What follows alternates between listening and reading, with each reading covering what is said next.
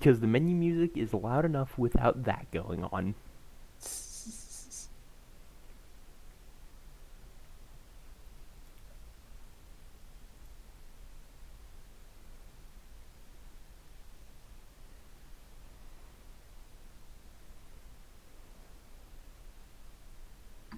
I'm gonna mute for just a little bit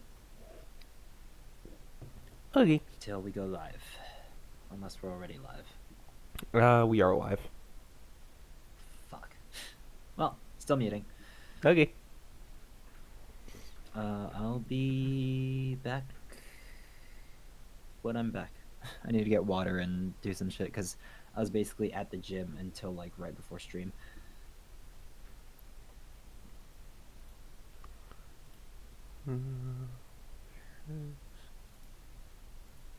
How do I pop out? There we go. Leave that be so I can keep an eye on performance. It should be better today. It should be better today. I got the internet moved. Hi, Cake. I got the internet moved to a more central location in the apartment. And the early speed tests look good. Now it's time for the ultimate speed test.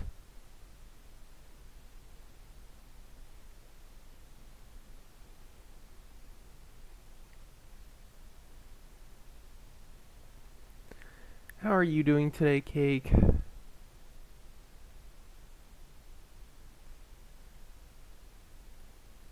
My mic too close? I think it's a little too close.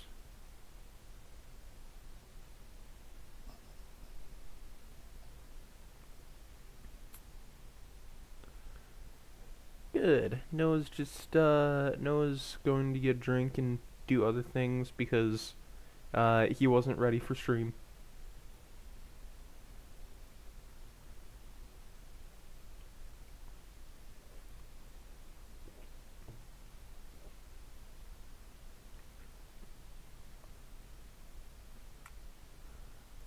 Okay. Let's see if Tyrion Cuthbert won't be.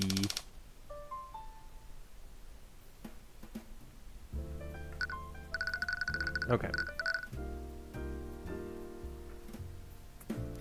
I don't know what's going on with Cuthbert today. For some reason, when I here, let's try unplugging my other controller and see if that. How dare I what?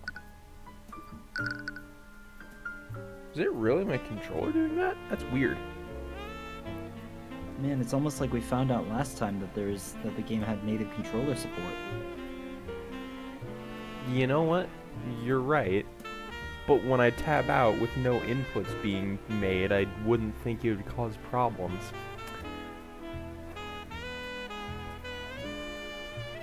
You know what happens when we assume? Well,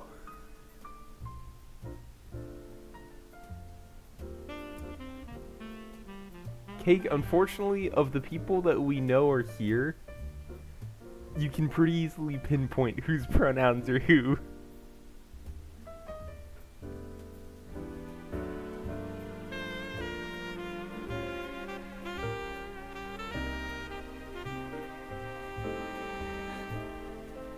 The fuck you mean I can't prove that it was me?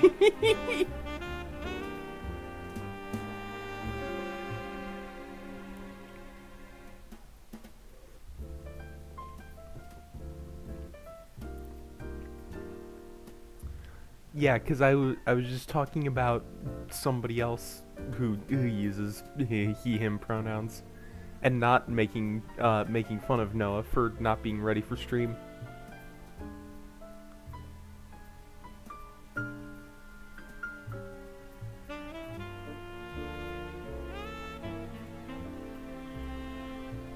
So if you didn't notice, which I know you did because you're a fucking notification goblin,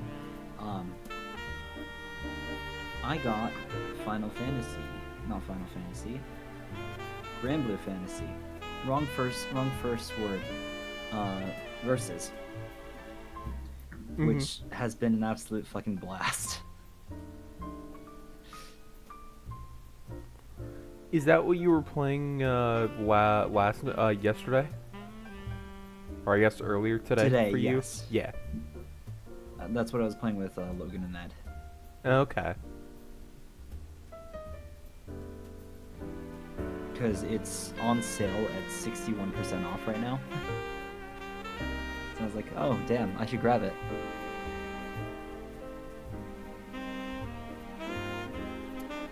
Okay. So we'll let the ad play and then we'll get We'll started. just podcast for a bit. Yeah. Honestly, I think that's the best way to go.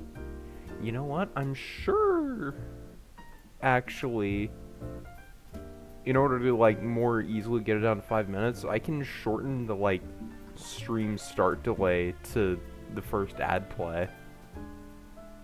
Honestly, since we haven't started yet, do you want to just like roll all the ads for an hour? Can you do that? Or do you have to like preset it? I have to like I think there's a way to roll ads like manually.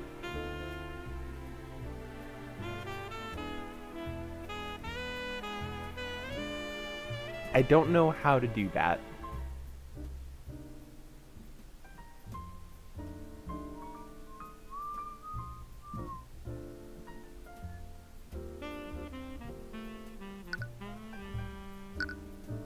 I can shorten the first ad delay.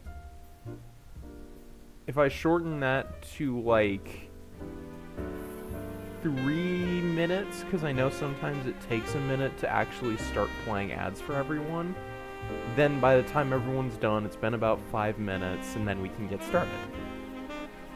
It could have been Cuthbert. You're right. It could have. No, we were actually talking about Wallace Nightgrave. Well, ad just started. Yep. So, anyway, I'm having a blast with Granblue, and because I got it like over half off, and I originally got it for Vikola, who's the rat, before just trying out a bunch of different characters and deciding that a couple of them are just more fun. But Vikola is also really fucking fun. You know, the best way I can describe it is, you know, the amount of like pure rage and annoyance that you feel against like my Link. Mm-hmm. I made Ed feel that.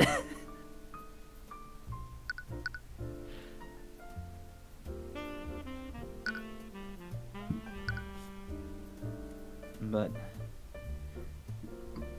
It doesn't look good. They will force you. there was another thing that I wanted to say. Oh yeah, I got myself a cool writing tool recently. Oh yeah.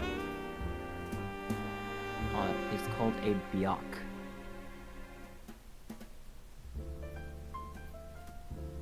So bring your own keyboard.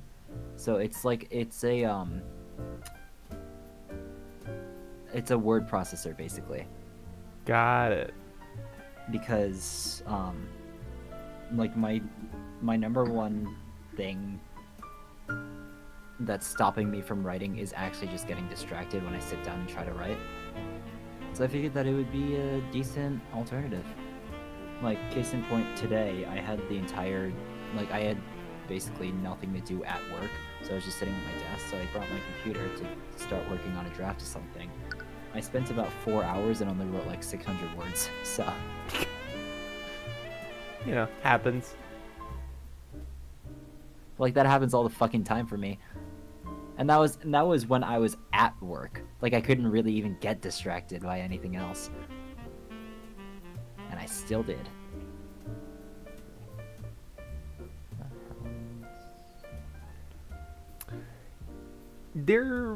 I have I have a rough suspicion of how, like, the final case will go. Is that it's, like, someone important is going to be killed. Someone important is going to be accused. And we're gonna somehow have to prove that it's, like, Eris's fault. Congratulations, you've most likely guessed just the general way that an Ace Attorney plot ends. Yeah, I know. I've played too many Ace Attorney games. Well, we'll see if he dies or not. Okay, but in any case, let's go ahead and start case number 4. Four. Yes. Not 3, 4. We 4. finished 3. We finished 3. I knew that. Of course I knew that. Oh? Up until now, we've been following the story of Tyrion Cuthbert. We've experienced the world through his eyes, capital, proper noun, and fought for justice through his soul. This time, why don't we start from the perspective of another? Severed ties.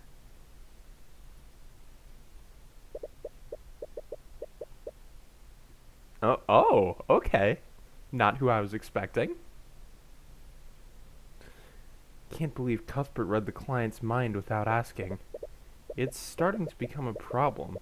He's becoming more and more reckless with each passing year. I wish Frey was still alive. She would know what to do.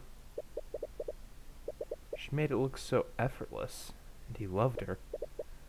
Would he have listened to her if she was still here?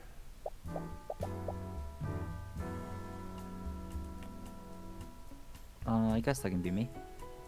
Yeah, go for it. Is something the matter tomorrow?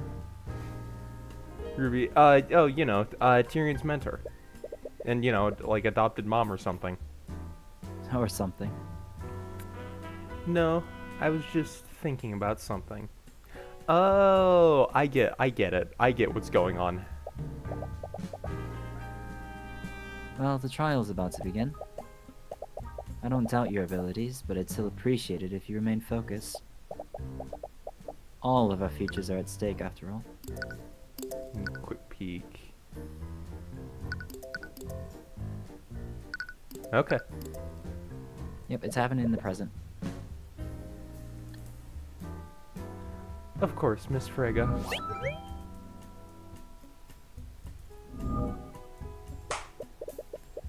Beatrice takes in a deep breath before she claps her hands together.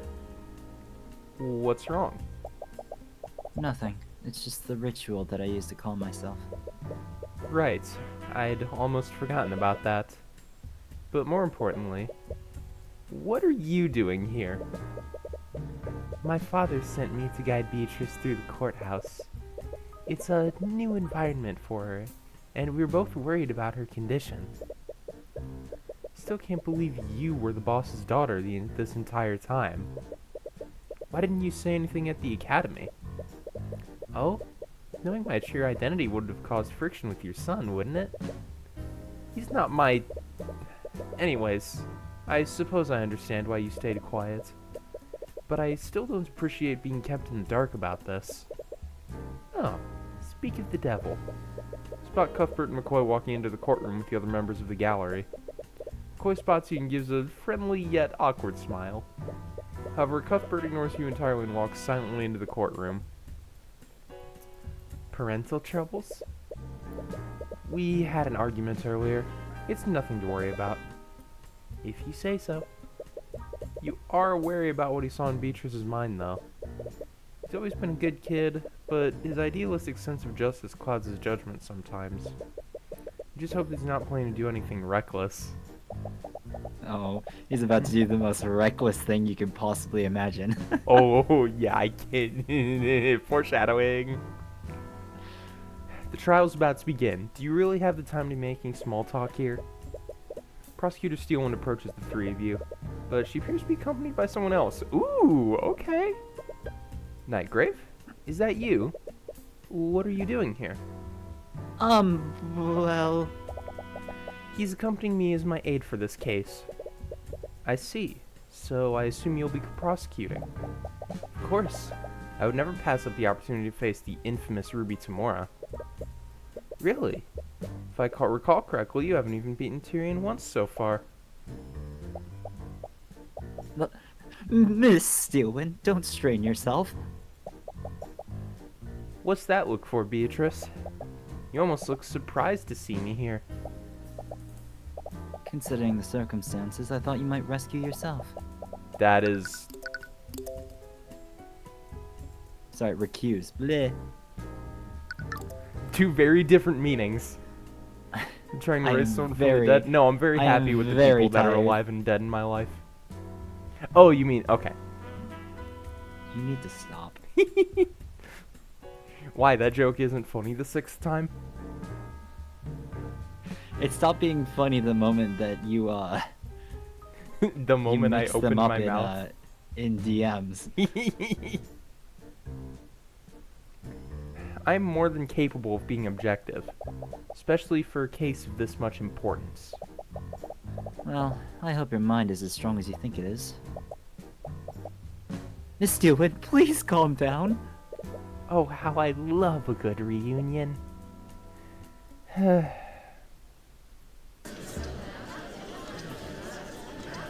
else is actually there? Yeah. Look at that. Court is now in session for the trial of Beatrice Frigga. I'm gonna be arguing against myself in court. That's pretty awesome. Have fun. Have fun. Miss Steelwind, is the prosecution ready? Miss Steelwind? Of course. The prosecution is ready, Your Honor. The defense is also ready, Your Honor. We're seeing her on the stand, too. Today. Yeah. Is her personal attachment to this case distracting her?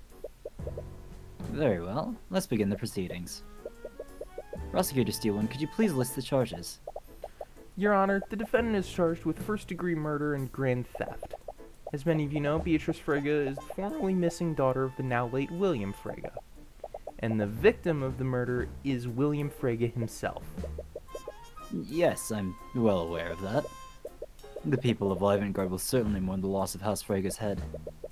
Please. The only people mourning him are the banking house's shareholders.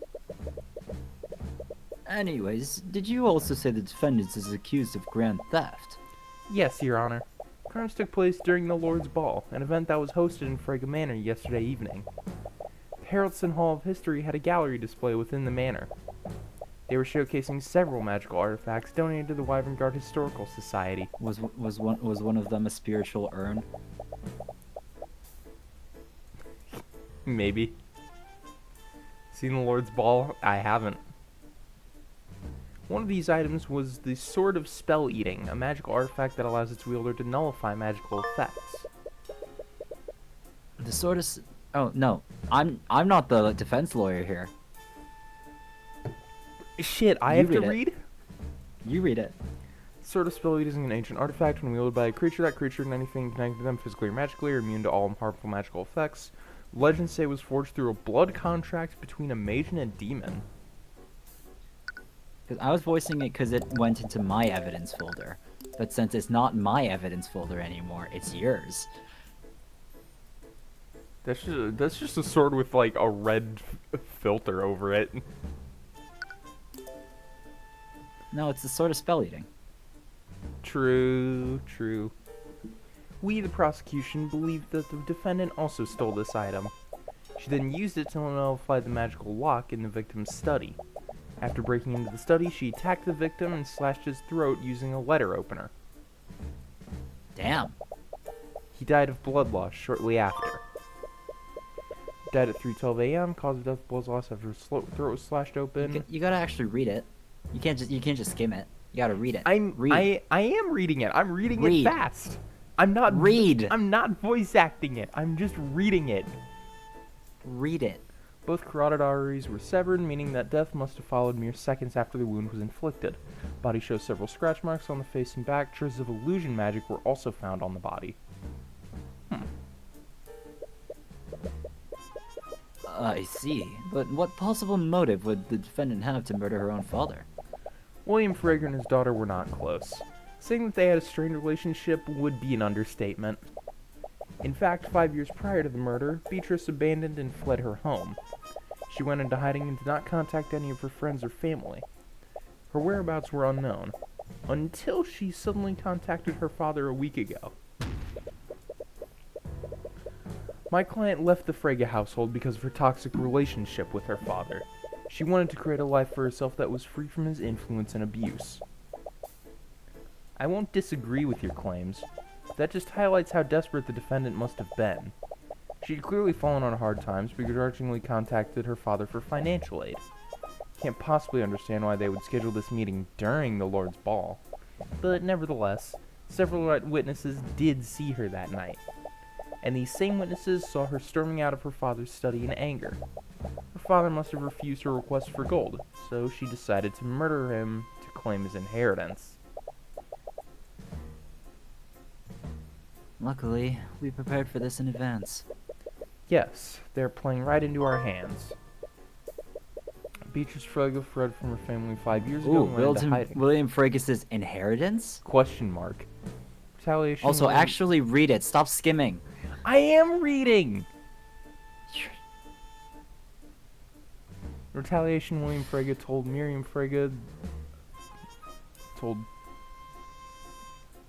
Oh, that is different to what we've been told in court. William Frege told Miriam Frege that he would remove Beatrice from his will. As a result, she wouldn't receive any inheritance after his death. As per your agreement, this testimony will be confirmed by Miriam Frege in court. What you're saying is all conjecture, Steelwind. You don't have any evidence or testimony that confirms what they spoke about. Yes, I'm well aware that you and your client have refused to tell us what was discussed during that meeting. But as long as you both stay silent, my claims are plausible. Be honest, Steelwind. Do you seriously think that my client committed these crimes in spite of her condition? Condition? What do you mean by that, Mr. Morrow? Why don't you tell him, Steelwind? Tell the court about my client's disability.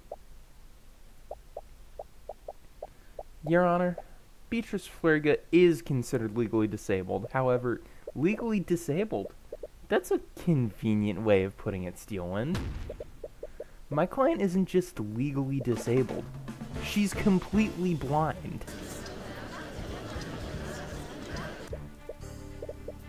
Completely blind? Is this true? We have several medical documents and testimony from several Chirurgians attesting to that fact.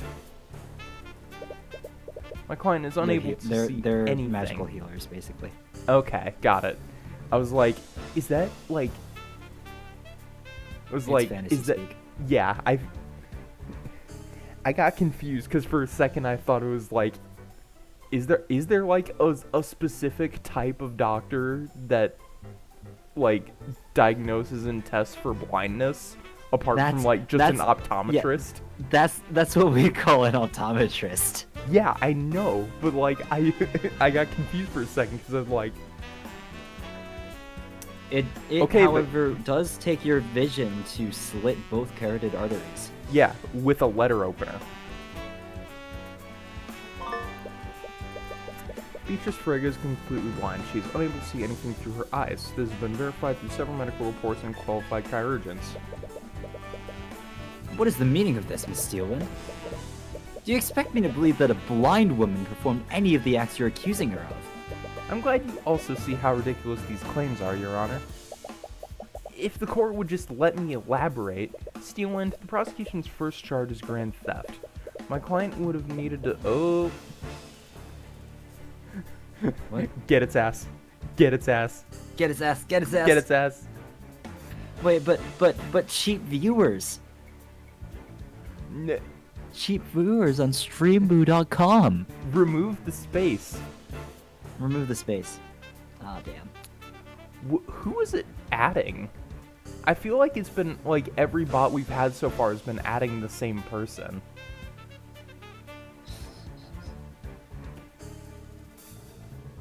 That's it, I have no fucking clue. I don't know. My client would have needed to break into a magically secured display case. Performing such an act would be a difficult task for anyone, much less my client. And the second charge is first-degree murder. My client would have needed to use the sword of spell eating on the lock leading to the victim's study. Then she would have needed to grab a letter opener, overpower the victim, and deliver a precise and fatal blow to the victim's neck. Does any of that sound like a reasonable theory, Your Honor? I'm compelled to agree with you, Mr. Morrow. It all sounds quite ludicrous, to be perfectly honest.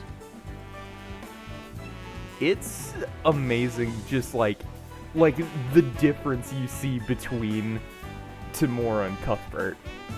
Tamora is just immediately taking control of the situation. And that's something we've not seen Cuthbert do ever. But that witness testimony, or the Miriam Frege evidence, might be forged. Ooh. That's why it's a question mark. Just awful. The stewards are clearly just attacking Freges now that their head is deceased. Enough. Your Honor, the court has not seen the evidence that supports this case, nor have you listened to the Inquisition's testimony regarding their investigation. Until you have done so, you are in no position to pass judgment. Very well, Miss Steelwind. I suppose you have a point. Guess the young lady has some claws after all. But it doesn't matter. The case against Beatrice is questionable at best. Frankly, it's surprising that Steelwind even went through with this. It's only a matter of time before the judge sees things your way. To begin, the prosecution would like to call Commander Orm White to the stand. Commander White, please testify to the court about the Inquisition's findings. Right.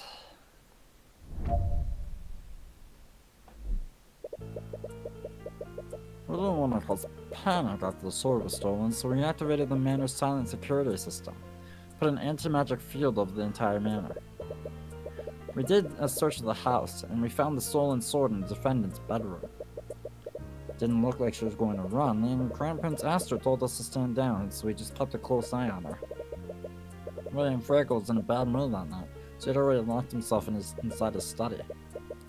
An hour later, we entered the study and found him lying dead on a pull of the lock. The lock was still engaged, and no one teleported in. The port must have temporarily disabled the lock using the sword of spell eating. We have testimonies that said the defendant was seriously in debt.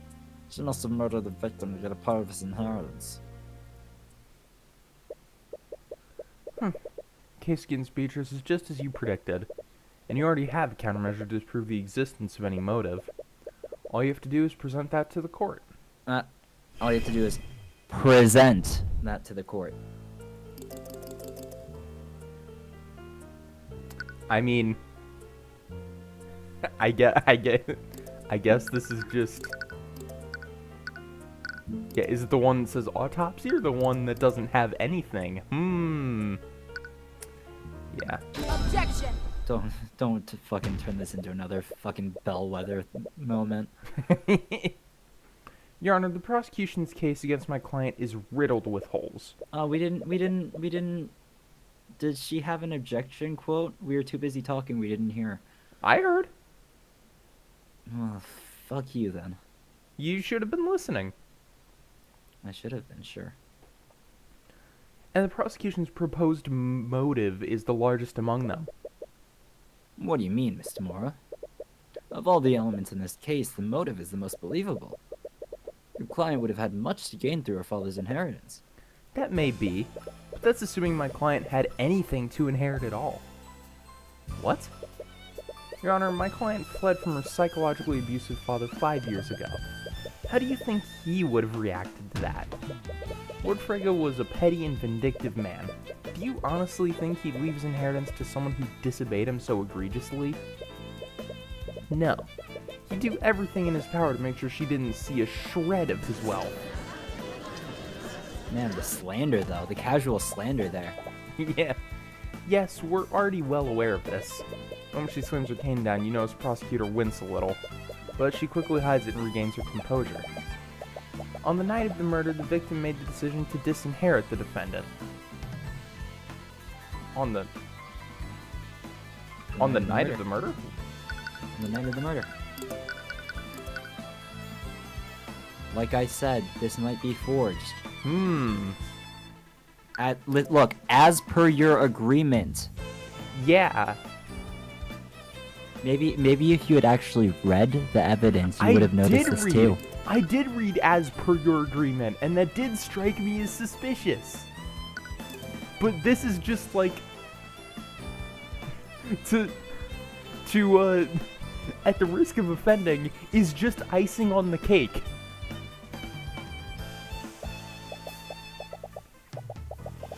However, his murder deprived him of the opportunity to submit his will to his attorney. This only further proves the defendant's motive. She would have needed to act quickly, lest her father submit the changed will. I'm afraid you're mistaken, Steelwind. William Frigga didn't disinherit my client that night. He disinherited my client 5 years ago. I have witnessed testimony from Miriam Frigga, William's youngest daughter. By her own admission, her father disinherited my client shortly after she fled the household. Say with risk of offending? Yeah. Sorry. I mean, I'm not sorry. What? She never brought that up during questioning. Perhaps she's not as amicable to you as you thought. If you don't believe me, why don't we call her to the stand and ask her ourselves? What are you planning, Miss Tamora? I have no idea what you're talking about. Well, it's clear we won't get anywhere until we hear from Miriam directly. Bailiff, please escort Miriam Frege to the stand.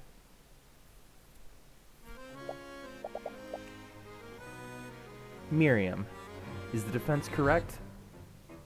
Why do you keep hiding the text box? Because for games like this, I like to relax, and then my middle finger drifts from my scroll wheel to the right click, and that puts enough weight on it to hit right click sometimes.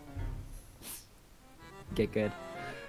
It's not intentional Get most good. of the time. Get good. Get good.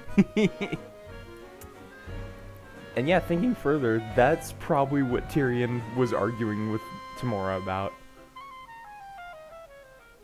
I don't think that's an insult. Well,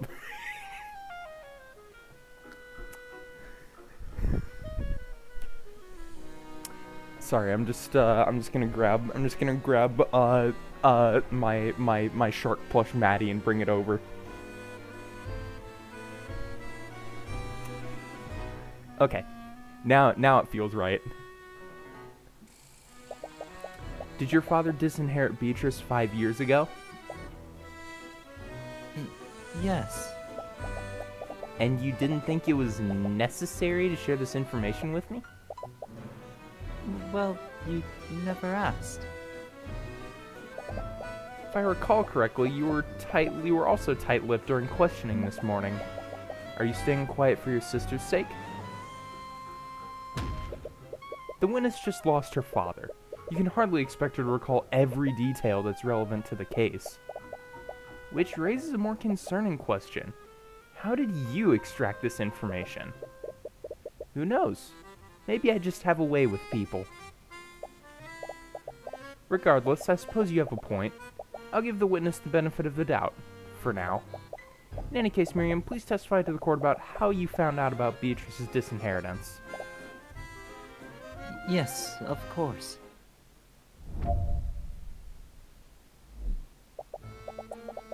One day, we all woke up and discovered that Beatrice had fled from our home. She left a note for us, and in it, she renounced her name and denounced my father. My father later called me and my sister into his study. He told us that he'd completely disowned Beatrice and removed any claim she had to the Frege estate. It was probably a threat to us in case we ever chose to go down the same path she did. He wanted him to make an example out of her. This all happened 5 years ago. And are you sure this all happened 5 years ago?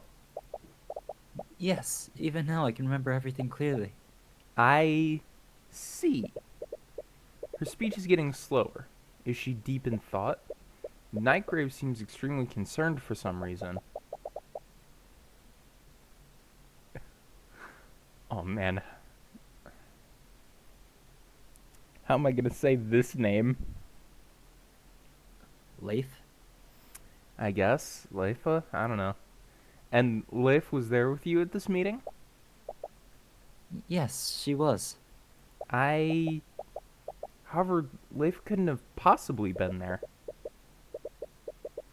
Words getting more slurred. You also notice that her balance is slightly swaying. She's drunk. Hey, She's are drunk.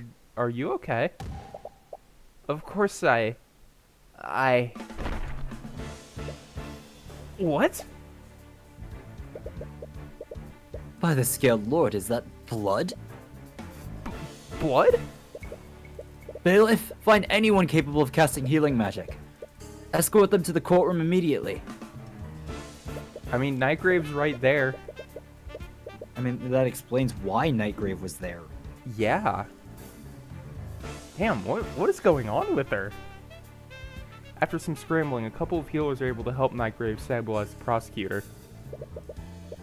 His blindness is like, what's going on? Like, oh, blood. Oh, that sounds pretty bad.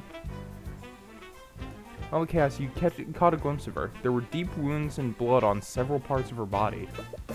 She must have used some kind of illusion to hide them, but her disguise is completely dissipated now. Before Steelwind is taken out of the courtroom, you catch her whispering something into Nightgrave's ear. You see a look of confusion from him, but he nods and makes his way to the witness stand. But not before passing a message on to the bailiff, who seems equally confused. Just what the hell is going on? Mr. Nightgrave, explain yourself. What is going on? Why was Miss Steelwind so gravely injured? I'm sorry, but I wasn't actually here as Miss Steelwind's aide. I was here as her healer. Her healer? The truth is, Miss Steelwind was violently attacked at noon today. She was in critical condition, but she insisted on prosecuting the case anyways. I owed her a favor, and she asked me to channel my necromancy to keep her wounds closed during the trial. Scaled Lord, why didn't she just recuse herself? She must have known. If anyone else tried to prosecute Beatrice, he would have handily won the trial. Nevertheless, she showed up to prosecute because no one else would. And if she did it all despite the risk to her life, it almost makes you respect her a little. Almost. Anyways, is there any need to prolong this trial, Your Honor? What? Even you must acknowledge how weak the case against my client is. In addition to that, Miriam's testimony shows that my client had nothing to gain from her father's death. Mr. Mora, Miss Steelwind has been gravely injured. And you're still only concerned about... The only thing I'm concerned about is seeking justice for my client. Even so, we cannot move forward until we find another prosecutor. And how long do you think that will take, Your Honor? It's almost been 12 hours since the murder took place. That gives us, what, 36 hours? After that, every magical trace of the crime scene will fully disappear. But there might be someone... If Steelwind had simply allowed another prosecutor to work this case, we wouldn't be in this situation. She took a risk, and now she has to pay the price.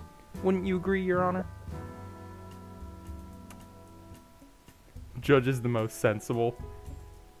No, there's clearly some shady shit going on. I mean, also, this judge is not the Ace Attorney judge. No. You're He is absolutely not the Ace Attorney judge. not exactly proud of winning this way, but this is what it takes to win, and you won't let an opportunity like this pass you by. Peter is clearly unhappy with this turn of events, but it's out of his hands now. Well, due to today's unprecedented events, I suppose I have no choice. There aren't any prosecutors available to immediately take Miss Steelwind's place. We will take a brief recess. After that, I'll deliver my verdict. Objection! Oh, Cake, I think you called it.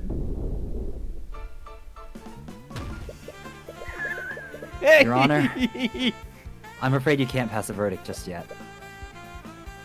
Mr. Cuthbert, Cuthbert? What the hell are you doing? I... Hold on.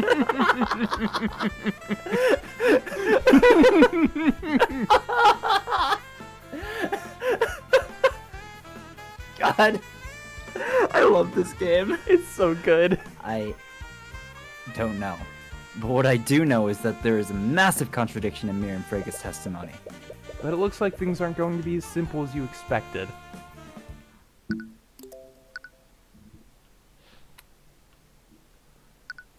Ignore that my slot 3 data isn't complete. Ignore it. Ignore it. Ignore It's it. complete now. It's complete. It's complete. It's complete. It's complete. The night before. I feel so out of place here.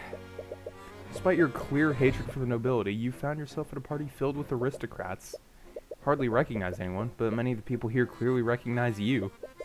You're used to receiving dirty looks from the upper class, but you can literally feel everyone's disdain for you. Why are you in the corner by yourself? I can't believe I let you talk me into coming here. For reasons unknown, you lose your train of thought. For reasons Reasons unknown, unknown. eh? Reasons unknown. Reasons unknown, eh? I've been wanting to wear this dress for a while now. What do you think? What's wrong? I suddenly feel extremely flustered. It's difficult to make eye contact with her. Where are those eyes wandering? Where are you looking, Tyrion? Where are those eyes wandering? Oh, I see. Are you enchanted by my beauty? Come on, say something. Aw, that... Okay, hang on, wait. That's actually really cute. Sprite art. Ever since that night in Ornax, you felt like something's been off between you two. Am I interrupting something? Miss Tamora. I wanted to check in on you two before we went to meet with Lord Frege. Spot a woman silently following behind her. Is she the client that Miss Tamora is representing?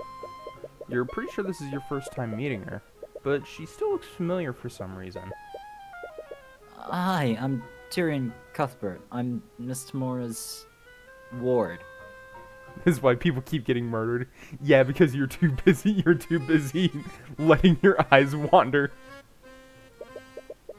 You extend out your hand to shake hers. She has an aristocratic air to her, so you hope you're not being too informal. Instead of taking your hand, she claps her hands together and takes a deep breath. What? Sorry. I didn't mean to do that. It's a bit of a habit of mine. Oh. Nevertheless, she finally shakes your hand. Oh. I've heard much about you, Mr. Cuthbert. My name is Beatrice. Beatrice? Beatrice? I think Beatrice. Alright. Ooh. Okay, I think that hand clapping has a little more significance. Echolocation? Something like that, You yeah. know, humans can actually echolocate. Yes, with some practice, yes. With enough practice, yes. And Aria, you know what we say. With enough practice, Anyone can do anything. You're not sure about the details, but your mentor appears to be brokering a deal between Beatrice and William Frege. William Frege is the ruling lord of House Frege, so you're a little curious about what kind of deal he'd be involved in. But you've learned not to pry into your mentor's business. Anyways, we'll probably be gone for a while. Can I trust you two not to cause trouble? You're in a manor filled with the highest members of the nobility. You might meet some familiar yet unfriendly faces. we'll keep a low profile, Miss Tamora. Please do. Their profile is going to be anything but low. So, Yep. why were you so insistent on accompanying Miss Tamora to the Lord's Ball? That's... You know you can tell me anything, right? I guess everything that happened in Ornax made me think about things. I don't really know anything about my past or where I came from. I didn't want to think about it because of my dad and mom, but... You wanted to find out who your biological parents are. I do, but I don't know now. Being here is starting to make me feel weird. I still have my mom, and looking for my birth parents feels wrong somehow. I don't think that's true. Really? Miss Tamora adopted me when I was a child, and she gave me a purpose in life. But I still keep my childhood memories of my mother close to me. Miss Tamora and my mother are both important to me. I don't think it's disrespectful to find out more about yourself, and I'm sure your mother will understand. You think so? Of course. And I'm also sure of another thing. If I'm with you, I doubt any of the nobles here will want to speak with you. Yeah, I didn't want to be rude, but Don't worry, I can find something to fill the time. you're just going to play chess alone, aren't you? Maybe. You really need to learn to talk to other people. Make some new friends or something. I don't need more friends. I usually want to spend most of my time with you anyway. Anyways, I'm going to try to talk to some people. Yeah, I'll see you later. Celeste leaves to mingle with some of the other partygoers. You find yourself with very little to do, and you doubt anyone would want to engage in small talk from the likes of you. Your hand instinctively goes to your satchel. It contains your foldable chessboard. Well, it's not as if I have anything better to do. I should try to find an empty table to play on.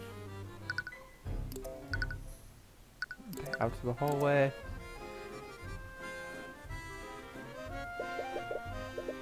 Each table has a centerpiece of flowers on it. Most of the seats at the tables are filled. It doesn't look like you'll be able to play here. And is that everything in here? Yeah. Hallway time? Hallway time? Out to the hallway, yep. This place looks pretty quiet. There aren't any tables anywhere. Well, I could play on the floor. What the... While walking through the hallways, you suddenly find yourself face to face with a large wolf. Immediately upon seeing you, the wolf quickly gallops away. Did someone leave a door open? Think about telling someone, but you remember that the manor is full of nobles. Sure, a servant will spot it eventually, and it's not as if anyone will believe you anyways. But it'd probably be best to find somewhere else to play. Several jewels mounted on the wall, and they all look equidistant from each other. You already knew that House Frege is wealthy, but embedding jewels into the walls makes this place look pretty tacky. I mean, I wasn't gonna say it. They even have gold-tinted chandeliers in the hallways. It's ridiculous when you really think about it.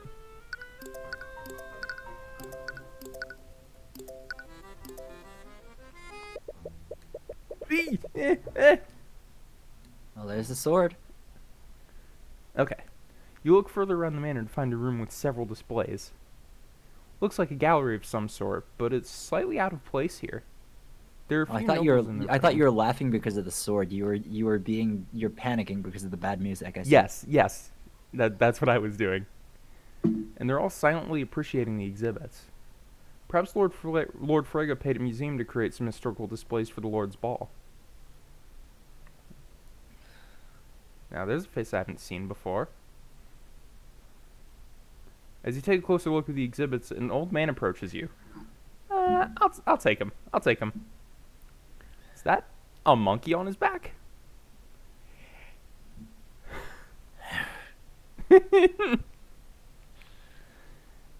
Hello, my name is Harold Haroldson. I'm the curator of this collection. Harold Haroldson. Is that a pseudonym or something? No. What kind of building your mind palace be? I don't know. That's just... Oh, mine's a library. Or an office. Kind of both. I honestly don't really know. When I want to remember something short term, it's an office, like a small office with a filing cabinet. If I'm trying to figure something out or remember something long term, then it's a library.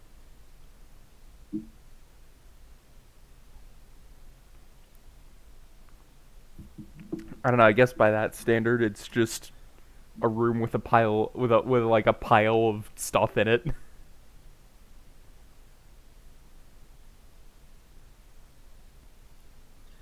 By the way, the filing cabinet, I know that I have 2 entries for M, 1 entry for T, and 1 entry for L, but I don't remember what they are.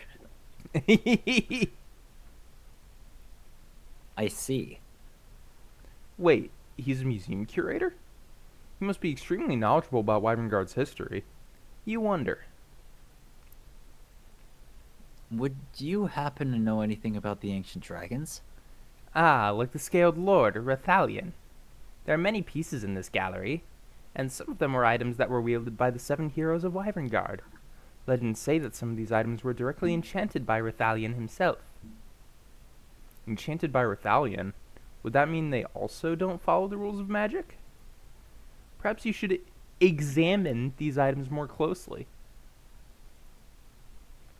Okay, first of all, First of all, so what's a historian doing at the Lord's Ball, Mr. Haraldson? Harold. Right, Harold. Anyways, the Lord Frege invites my museum to set up some displays here every year. You must think it adds a semblance of culture, the fool. You own a museum. Yes, it's the Haraldson Hall of History, located in the city of Homhereth. That's a mouthful. Here, let's say it again. Haraldson Hall of History, located in the city of Homhereth. Now say that 3 times fast. No thanks. Unfortunately, I don't think his guests appreciate the historical significance of these items. Honestly, I think you're the only person in years who's taken a meaningful interest in them. Sorry, but I really have to ask. Is that a monkey riding on your back? Yes, this is my familiar, Eugene. You're familiar. A familiar is a creature that a mage has formed a magical bond with. With that bond, our souls are forever connected. I can communicate with him telepathically. I could even cast my spells through him if I wanted to. Really? I never knew a spell like that existed. It's quite rare. Very few mages take the time to learn how to cast it. The caster forms a magical unbreakable bond with the target creature, connecting them to the caster's magic. While this bond exists, the caster can telepathically communicate with the target over any distance. The caster can also choose to see through the target's eyes as long as they concentrate. And lastly, the caster can also cast spells from the location of the target creature instead of their own location. Once this bond is formed, neither the caster nor the target can form bonds with any other creature. This bond can only be broken in death. Hold on. Damn. Hold on. Okay. Interesting. Okay, I see something. Okay. Yeah, Cake noticed it too. Oh, okay. Interesting. Okay. My initial guess was that Tyrion actually saw that Miriam had seen something through the eye. Oh. And that she is in fact not blind, or had some way to see. In which case Ruby's entire defense falls apart. Yep. Eugene helps me with my day-to-day. These old bones aren't as spry as they used to be, after all. Harold. Harold. As a historian, do you have a lot of knowledge about the ancient dragons? The answer to that question is somewhat complicated. What do you mean? Unfortunately, a lot of historical texts... Can't speak. Unfortunately, a lot of historical texts in my collection have been altered or even outright destroyed by the Church of Bahamut. Because of that, it's quite difficult to separate myths from actual historical accounts. Right. I remember encountering a similar problem at the Imperial Academy. Ah, you must be quite dedicated to your studies. They let this simpleton into the Imperial Academy? Rude. But you suppose that can't be helped. I had to fight the church for a long time before I could even display dragon bones in my museum. In the history of the ancient dragons, was there any instance of them granting powers to humans? Well, of course. That's the entire premise behind the 7 heroes of Wyverngard. Does this idiot not even know about that? Right. But was there anything before that? Did they ever grant supernatural abilities that didn't follow the rules of arcane magic? Granting supernatural abilities, you say? That sounds more like something demonic in nature rather than draconic. Well, we also saw something that was formed from a pact with the demon. I can't remove the artwork, but just know that I wanted to immediately lower him and show the sword. Demonic. Much like the ancient dragons, demons are the stuff of myths. There are many stories of people selling their souls to them for untold power. Selling their souls? I mean, yeah, mine wouldn't be worth very much. Forget eyes, I'd probably get something for, like, my pinky finger. It's a painting of some sort of scientist. That man is Dr. Luke Kupfer. He was an alchemist and inventor from one of the branch families. He is well known for his studies into imbuing intelligence into automatons.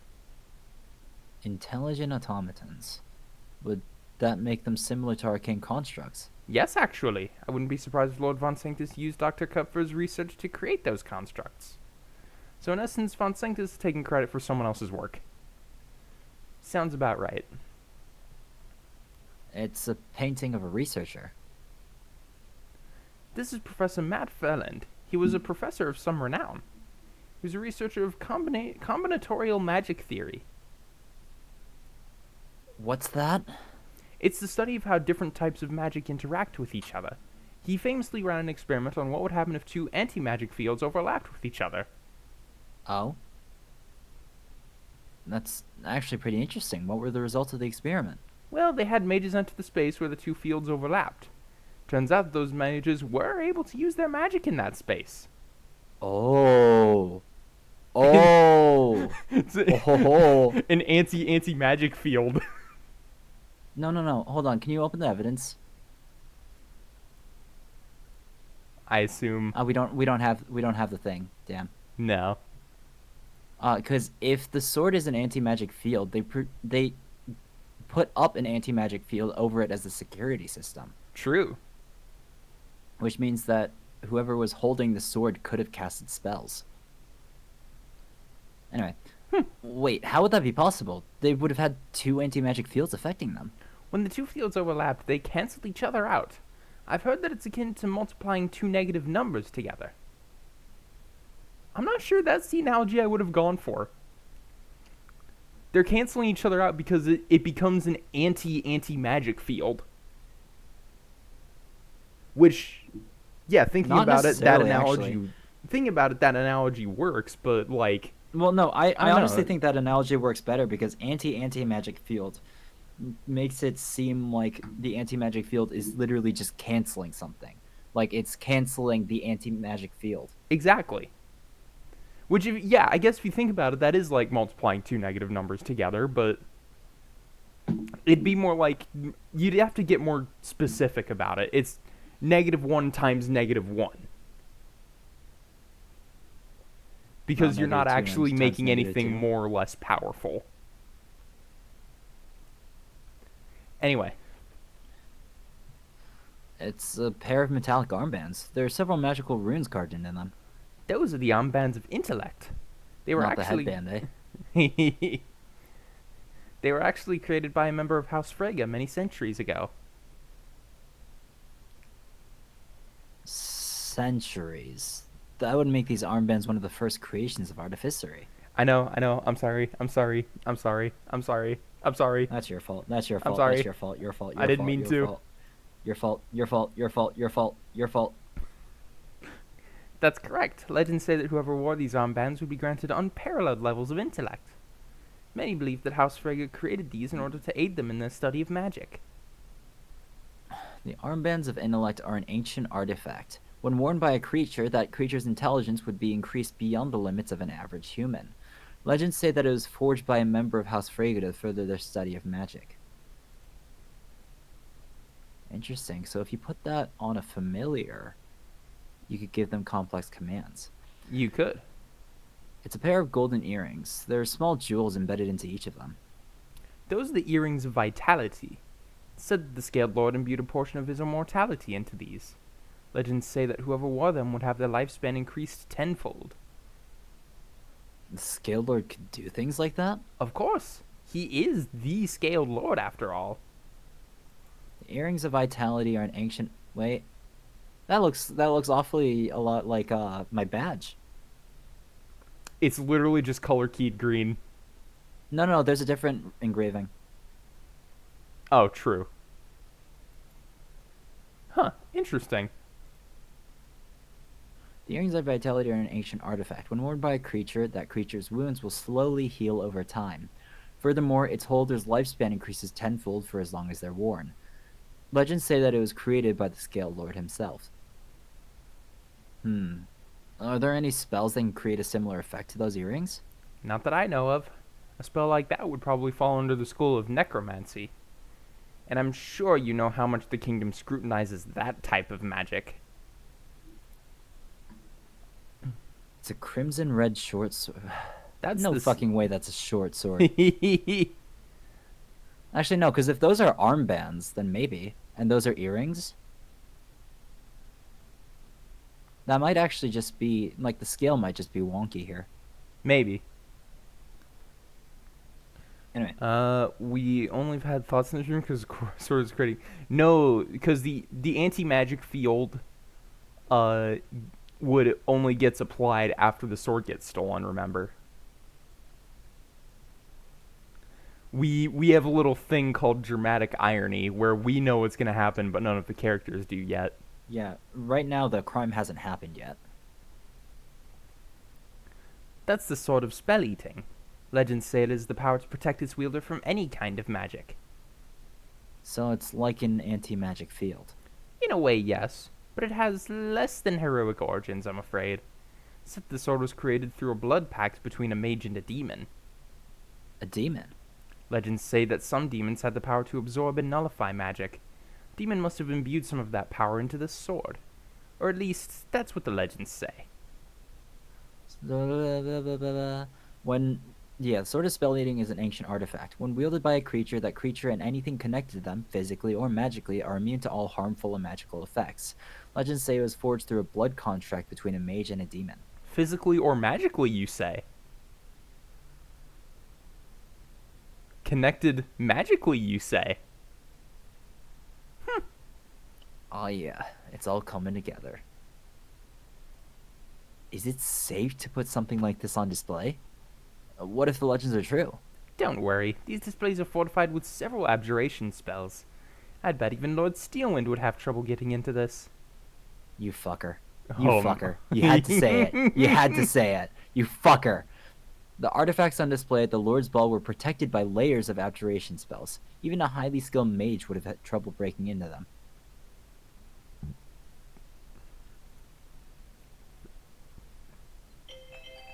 Oh, okay. You recall the note that your mother left for you before she was executed. Use my eyes. Peer beyond the divine gate as I once did. She told you to use her eyes. Did your mother make a deal with a demon to give you the Eye of Horus?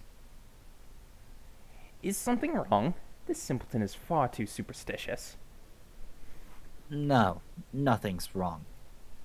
It's a bit too much to take in, but you might just be overthinking this. There aren't been any recorded sightings of demons in recent history. They're only secondhand stories and superstitions. The Eye of Horus can't possibly be demonic, can it? You hope Celeste's investigation is going better than yours.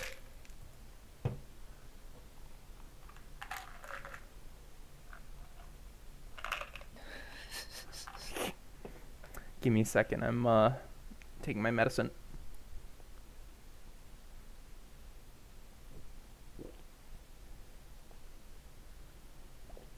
Ah.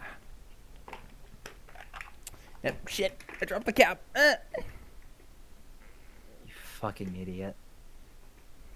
God forbid a girl be a little clumsy, okay? Yes, God forbid.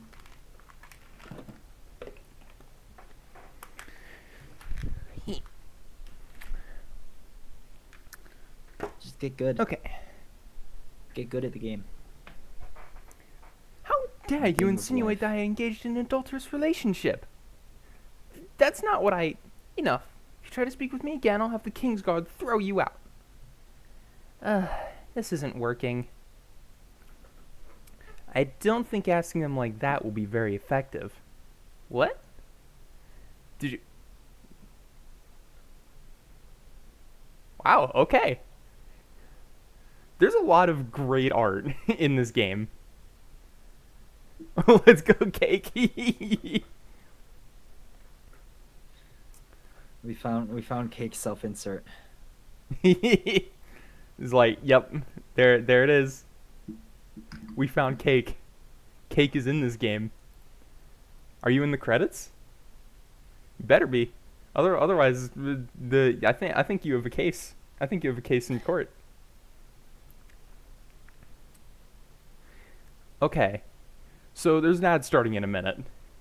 Can I just talk about how pretty that No, hairstyle is?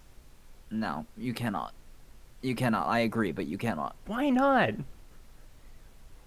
Look at that hairstyle. It's so pretty. With the flower in the hair too. That it's just so pretty. Okay. Wait, hold on. Can you bring up her profile real quick? Oh, do you want to see if? The lengths match. I guess they do. Yeah. Did you expect anyone here to be truthful with you? You're essentially asking them if they cheated on their spouses. Keep that as a reference for the chance of art. Um, Look, I'm not saying no. But we have to wait because the ad's going to start. Oh, hey, there we go. It actually started pretty promptly. Started on time. I'm good on water, I think. I'm actually going to go and turn my desk lamp off because it's getting decently sunny out. Yeah, did you ever end up buying a lamp? I ended up finding a way to move my desk lamp that I was using as a reading light before over to my desk without getting too in the way. It's not in the best position, but it's an improvement.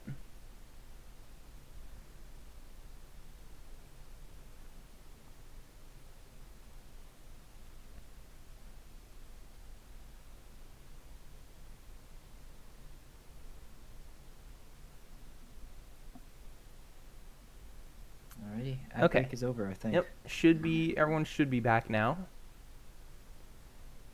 Welcome back. You're essentially asking them if they cheated on their spouses. Have you been spying on me? Not intentionally. I was just surprised to see you here of all places. Right. I guess that makes sense. You're not party crashing, are you? Of course not. I came here with Ruby and Tyrion. That honestly raises more questions than answers, but then I'll take your word for it. You should not say that you're there with Tyrion. You really shouldn't. Ruby is one thing, because I'm sure she has connections, but Tyrion? Yeah. Anyways, you're looking for your birth parents, aren't you? Was I being that obvious? It's the only reason I could think of. Why else would you be trying to speak with members of nobility? I don't know if it's any of my business, but think hard about whether this is what you truly want. Getting entangled in the aristocracy will only bring you misery. I've read your file. You have everything you could ever want. You have your mother and your friends. You even have a lover. What?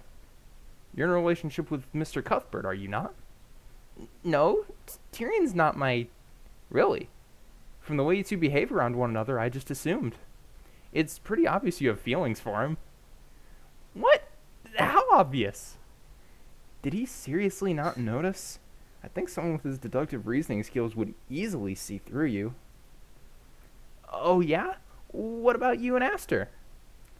I have no idea what you're talking about. Come on, I was there at Von Sanctus Manor. It's so obvious you like him.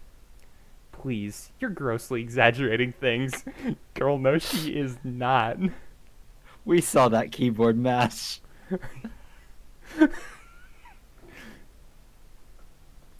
He may be my fiance, but I only have the utmost respect for him.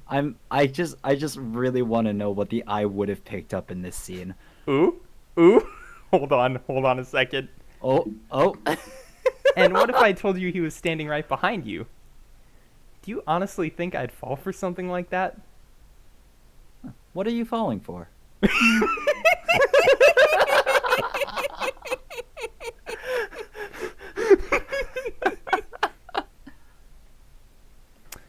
the music. The music. Right, I kind of forgot. We spent so long in the bad music that I forgot it was off. Ah! Your Highness? Ooh, okay. Little baby prince.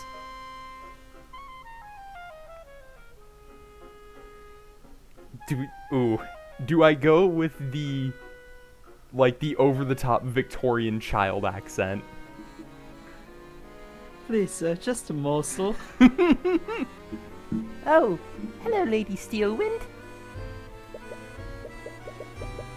Your Highness, please don't run ahead like that. Conversation with Harold was definitely interesting, but you still find yourself with very few leads. Be it dragons or demons, the origins of the Eye of Horus still remain a mystery. You find yourself returning to the ballroom, and you spot Celeste in the corner with some other people. Is she with Aster and Steelwind? Hey Aster, what do you think of Steelwind's dress? It suits you very well, Miss Steelwind. You look lovely.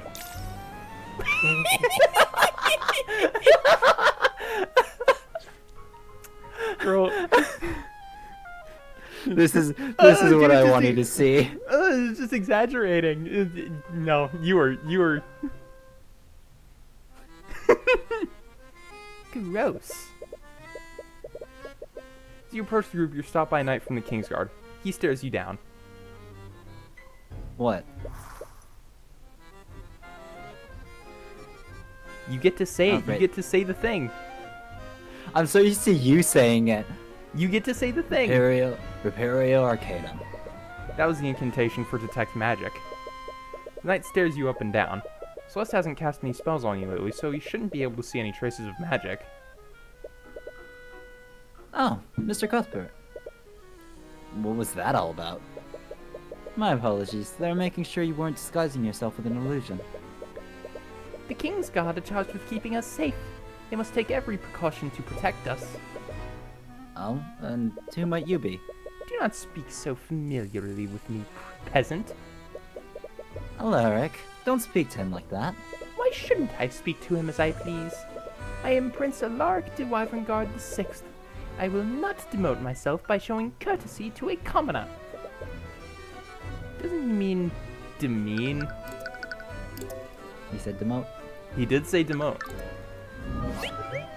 Alaric de Wyverngard, occupation prince. I'm terribly sorry about him, Mr. Cuthbert. It's fine. You like the small child? Yeah. Anyways, weren't you... Oh, wait, no. Yeah. Anyway, weren't you supposed to be investigating your birth parents? Leave the poor woman alone. She started it. Right. I'm actually quite surprised to see you both here. What brings you to the Lord's Ball, Mr. Cuthbert? We were just accompanying Miss Tamora. The client has business with Lord Frege. Her client? Oh, Ooh, she's angry. pissed. Ooh, she angry. She's pissed. Beatrice. Ooh, sadness and Sadness and fear. fear. Interesting. The fear might be because she's still flustered being around, being around Aster, but you know. Beatrice suddenly storms through the ballroom. She almost walks right past you before she hears Aster's voice. She looks furious. Did her discussion with Lord Frege go badly? Ah, that voice. Is that you, Aster? It really is you. She called him Aster instead of Your Highness. Do they Ooh, personally were they? know each other? Oh, I have a theory. I have a theory. I have a theory. I have a theory. it's occurred to me. I'm glad to see you again. It's been quite some time. Interesting, interesting. Is that really all you have to say? Very interesting. It appears you two have much to talk about. I'll be taking my leave.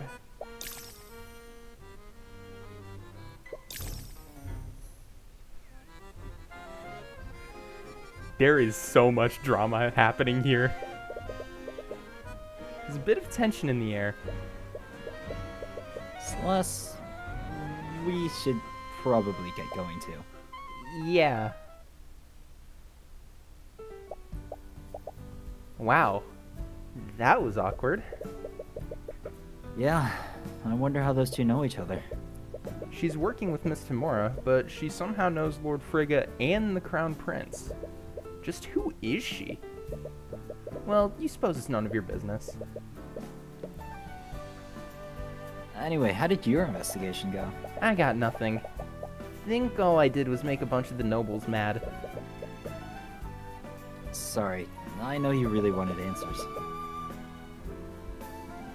But I'm sure something will come up. You think so? Might be a little irresponsible to give her hope like this. Noble abandoned her at a tavern in a rundown village. You'd doubt someone like that would make themselves easy to find. Anyways, I don't want this night to be a total loss. Come on, dance with me. What? That's not really something I... Don't be like that. How often do we get to go to a party like this? Oh, hold on, sorry, real quick. Oh.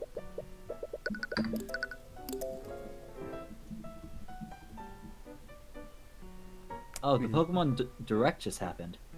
Oh shit. I'll have to watch that after the stream. Or is it happening right now? It's live. Ooh. Yeah, we'll see you guys later. We've got something just came up. We gotta go. Thank you for watching. We'll see you next week. No, apparently there's some big things happening. I assume so. It's been a while since we last heard about Legend ZA, so I assume it's gonna be something about that. But So no, don't spoil that. I'll go back and watch.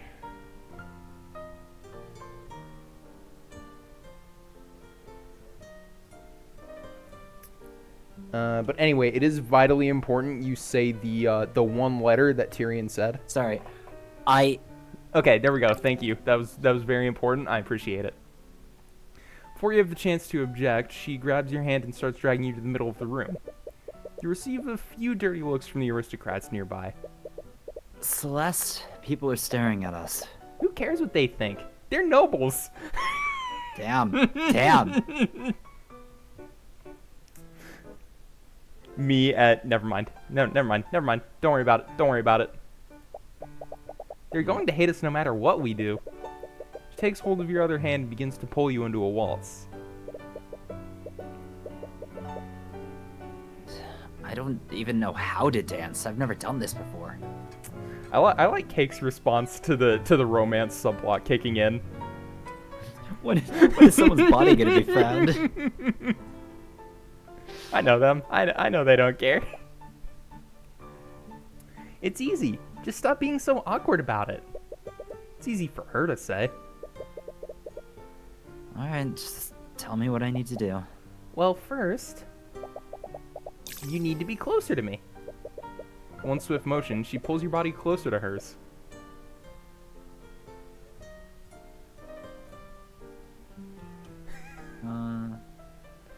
Progress is Am I the problem with progress or something? Last stream you kept going through the Wi-Fi with the Flintstones and be jealous of this stream. Fucking Pokemon Direct. Cake, do you want to know? Do you want to have a real answer?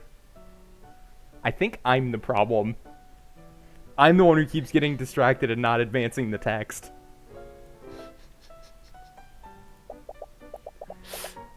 Watch my movements and try to follow my lead. You seem to know a lot about these things. I had to do a lot of networking when I was a mercenary. Do you know how many times I had to charm a merchant into hiring me? I see. You really don't know much about her, do you? Carefully watch the position of her feet and try to match her movements. After a while, you find yourself able to match her rhythm. But you still accidentally step on her foot every few beats. She doesn't seem fazed by it. Either she's being polite or she genuinely doesn't feel anything. I think it's the second one, honestly. She's tough as nails. Yeah. She literally like just beat the shit out of someone. Like last case. You're getting it, but don't focus so much on where your feet are. Just look at me. What? Come on, do it. Try to break eye contact with her, but every time you do, you slowly find yourself being drawn back into her eyes. You feel so embarrassed that you're becoming lightheaded, and you find yourself perspiring more than usual. But at the same time, you don't have any urge to break away from her. Hey, he's in a suit. No one will notice. Stop looking at feet. Look, it's fine. Where's Feet Pog when you need it? It's comforting warmth behind all the anxiety you're feeling. Ah, there he is. The infamous Tyrion Cuthbert. Never turns away from challenging a noble, but can't dance to step to save his life. Her expression doesn't betray a hint of it, but you still detect feelings of nervousness from her. Is she just as flustered as you are?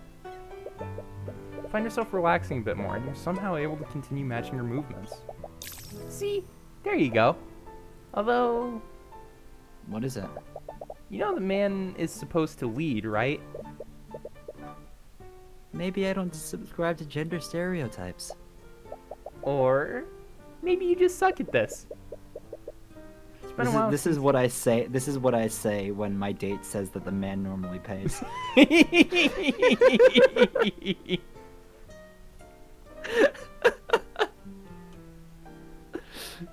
Use a feet. Okay. It's so. It's exactly what you think, actually. It is It's exactly not. what It you is think. not. It is exactly what you think. It is from Fire Emblem Tabletop, which you'll note is spelled F-E-T-T. At some That's point, we exactly just what you started think. calling it feet. It's exactly what you think. I think it actually started from Feet Pog. It was something like that. I don't know. It's been a while since you felt this calm. It's always been something that you needed to prepare for. A client that needed saving, a culprit that needed catching. But you're quite content with this one brief moment you're able to spend with her. Now someone's gonna be found dead. You almost find yourself getting lost in the mood. Until you spot a familiar face accompanied by a legion of knights. No, don't tell me. The knights storm their way towards where Beatrice and Aster are. Several of the attendees take notice. They all stop what they're doing to see what's going on.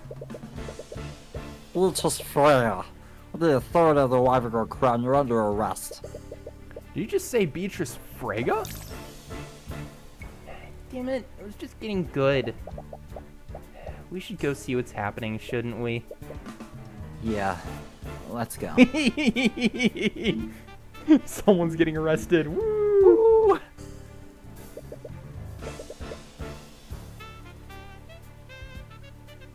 You are completely out of line, Commander. I thought I told you to stand down. Do you not recognize who you're speaking to? Let go of Lady Frega. I can't really do that, Harness. Aster, what's going on? It's Lord Frega. He was found murdered in his study. And these cretins think that Beatrice is behind it somehow. Sorry, Your Highness, but my orders come straight from Steelwind. Lady Steelwind sent you? Beatrice takes in a deep breath and claps her hands together. I should go with them. What? No! My brother is right. They have no right to... I don't want to cause friction between you and Arya. She's always been meticulous. I'm sure she's just being careful. I'm sure I'll be exonerated once they've thoroughly investigated what happened. Okay. Only if that's what you truly want. What? You can't just let them take her away. Brother, she's correct. It's not our place to interfere with the laws of our kingdom. But... However... Yes, Your Highness? Miss Beatrice is blind. One of your knights will need to escort her. She's what? Come on, y'all. You just say that she's blind? Yep, this Yep, is okay, it. it's the same one. Anyways, we're going to need to take their holdings all later. One of you should stay with her and guide her through it. Please, I may be stable, but I'm not a child. Beatrice walks past the knights and head towards the foyer. It appears that she already knows the way out. Shouldn't you all be following her? Right, Inquisition, move out. Definitely didn't expect the night to go like this. Just what is going on here? There's been a murder. Call an Oh, ambulance, the time of day call an changed. ambulance. But not for me. The time of day changed. It did? Yeah, the windows were Fascinating. black and now it's daytime. Oop. I can't believe they kept us here until noon. Lord's ball was already running well into the night even before the murder occurred. Oh yeah, didn't he die at like 3:12 a.m.? I know, I got it already. Okay. Didn't he die at like 3:12 a.m.? Yes. He died. He died at some decent hour of the night. That is very much not a decent hour. It is for me. Yeah. It's a degenerate hour, and you're awake during it. Like nothing What more can than I catch say? up on your lost sleep, but you made a promise to Aster. This doesn't make any sense. Beatrice was with me and my brother the entire night. Right. You were there when she met with him in Steelwind. She couldn't have stolen the sword of spell eating and have murdered her father. I don't understand. Of all the people that could have done this, why would Steelwind suspect a blind woman? Mr. Cuthbert, could you defend Beatrice against these awful charges? I don't think I even need to. What? Beatrice is Ruby's client. I'm sure that she'll be the one defending her. Well, that certainly puts my mind at ease. Sure doesn't. What's wrong? I don't know if I'm asking too much, but could you still investigate the crime scene for me, Mr. Cuthbert? What? But we just said that Miss Tomorrow will... I know, and I don't doubt her abilities. But Beatrice is a dear friend of mine. I'd like every chance for her to be found innocent. Said that she was a dear friend. They must know each other since she's a Frega. But why would Miss Tamora of all people represent a member of a noble house? There's still a lot of things you don't know about her. Of course, I'll also compensate you for your services. Consider yourself blessed. A commoner like you could only dream of a job like this. Alaric. Tiny Prince has a point, though. Payment from the Crown Prince does sound tempting. I can't believe this. So let's return to the ballroom. She's changed back into her normal clothes. What's wrong? People in the coat room said that they couldn't find my sword. Oh? They told me that someone must have stolen it. Oh? What? When Celeste went to the coat room to change, she was told that her sword had gone missing. Someone else must have taken it. Why would Is this someone gonna want be to like steal the, Celeste's sword? God, what was that one case that like reused like a murder weapon or just had like someone's lost item from like a previous chapter? What was it? It was like reusing the inn assets. No. There's an Ace Attorney case that did this exact thing. Where it's just like some unfortunate sop had like their thing was used as a murder weapon to frame him, and then later on it was also like stolen from him for something. I don't know. I don't know. I don't remember. I don't recall. I don't remember. I someone want to steal Celeste's sword. Aside from your group, everyone else at the ball was an aristocrat. You do recall her saying that it was forged in the Eastern Kingdoms. Someone might have stolen it because of its rarity. We can probably keep an eye out for it while we investigate the matter. This might all just be some kind of mistake. I hope so. But anyways, where should we start first? We should head to the crime scene. I remember hearing that they found Lord Frega's body in his study. Let's go over there.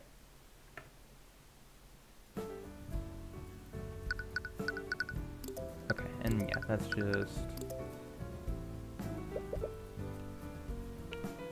Each of these tables have a centerpiece of flowers on it. To be honest, it kinda looks tacky.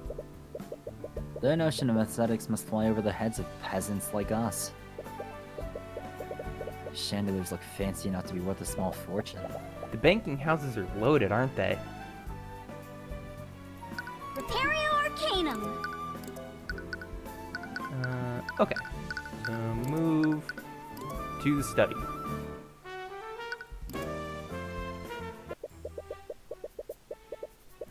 You arrive at the crime scene to see the usual swarm of Inquisition knights. However, you also spot some members of the King's Guard. You must be working together since the victim is from one of the Pillar families. I wasn't expecting to see you here, Mr. Cuthbert. I thought Ruby Tamora was defending this case. Prosecutor Steelwind approached you as you entered the study, and she's followed by an unexpected yet familiar face. Wallace? What are you doing here? He's here as my aide for the investigation. Oh, right, because it's past noon. It is. So she's already been attacked. Don't doubt Wallace's abilities, but you can't think of any reason why Steelwind would need his help. But you suppose it's none of your business. Dramatic irony. I mean, it really is none of Tyrion's business until... Yeah. Anyway, we're here on behalf of Crown Prince Esther.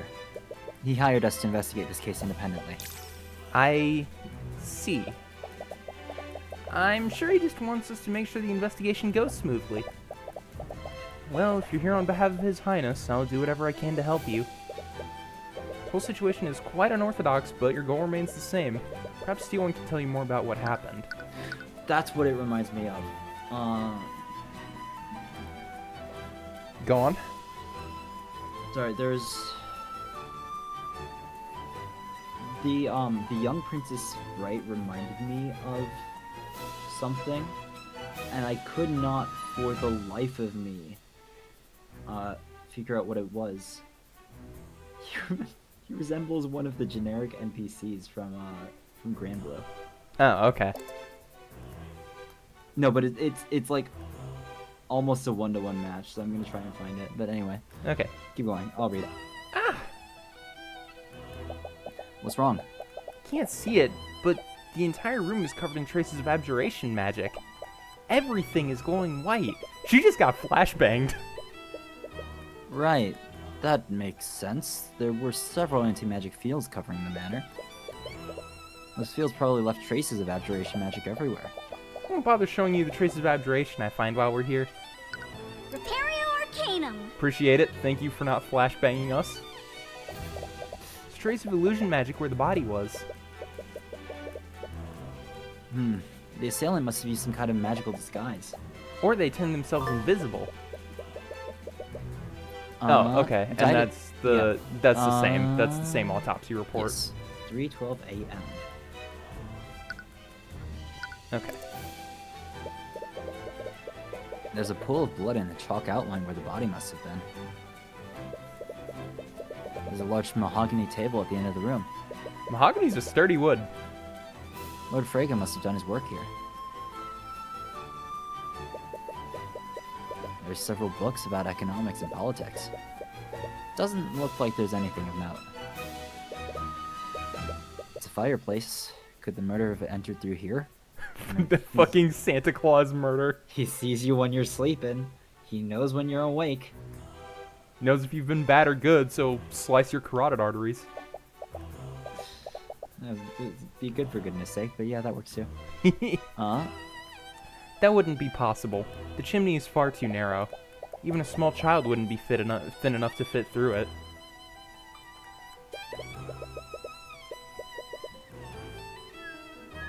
It's a painting of some sort of scholar. There's some text on it. Rook Rezengar, economic scholar and aristocratic accountant. He was known in some circles as Rook the Cook due to his ability to cook the books of the Four Pillar Houses. That seems like a stretch. Rook the Cook. Sometimes I wish I could have a nickname like that. What about Crimson Demon? Not that one. Oh, she doesn't like that nickname. Interesting. There's a window that leads into this room. Could the murderer have escaped through here? No, the window doesn't open and the glass is magically reinforced. It's a bookshelf filled with books. Wonder what kind of books Lord Frege owned. Wait a minute. They're all blank. All of his real books are on the floor or his desk. Wow, actually just completely decorative. Didn't even bother to put real books up there. What can you tell me about the murder? William Frege was found dead in this room after the lockdown was lifted. Wait, lockdown? There it is. Hold What lockdown? Hold on. I'm gonna send you this. Okay. From what we can tell, his throat had been slashed open with a letter opener. The cause of death was blood loss. Both of his carotid arteries were severed. Here's the autopsy report if you want a detailed description. Were you able to find the murder weapon? I like how we already got it because we were investigating. So she didn't actually hand us the autopsy report. It's like, here's the autopsy report. No thanks, we've got it. We've got it already. I sent it to you.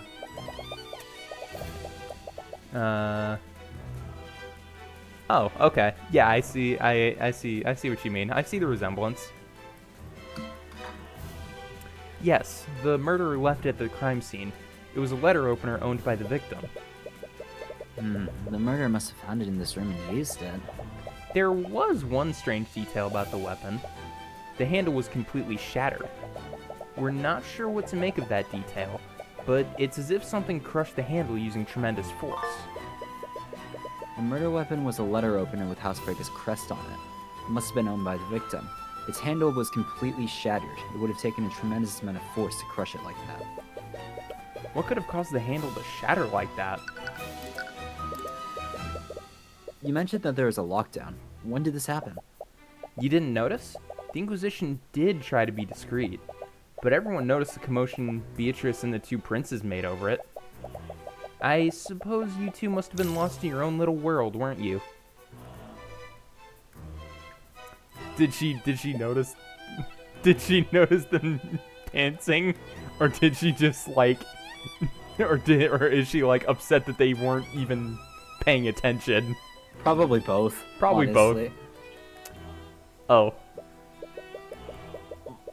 Well, anyway, you said that Lord Frege's body was found after the lockdown.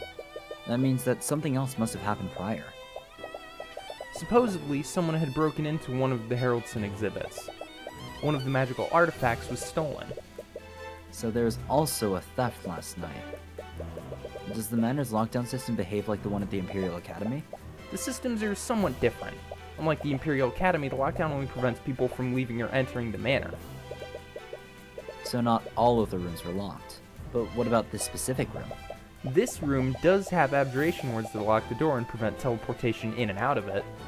And in addition to that, the system placed an anti-magic field over the manor. An anti-magic field? What is that? Anti-magic field is a spell that nullifies all magic within it.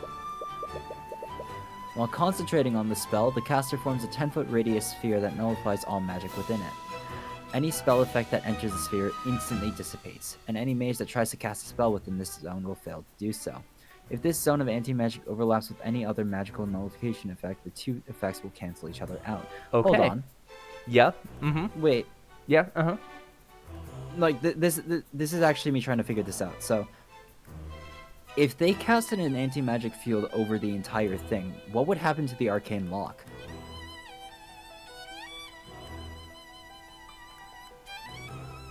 Am I going crazy? Like the abjuration magic that prevents teleporting in or out, and the arcane lock. That seems like an almost unforgivable design flaw.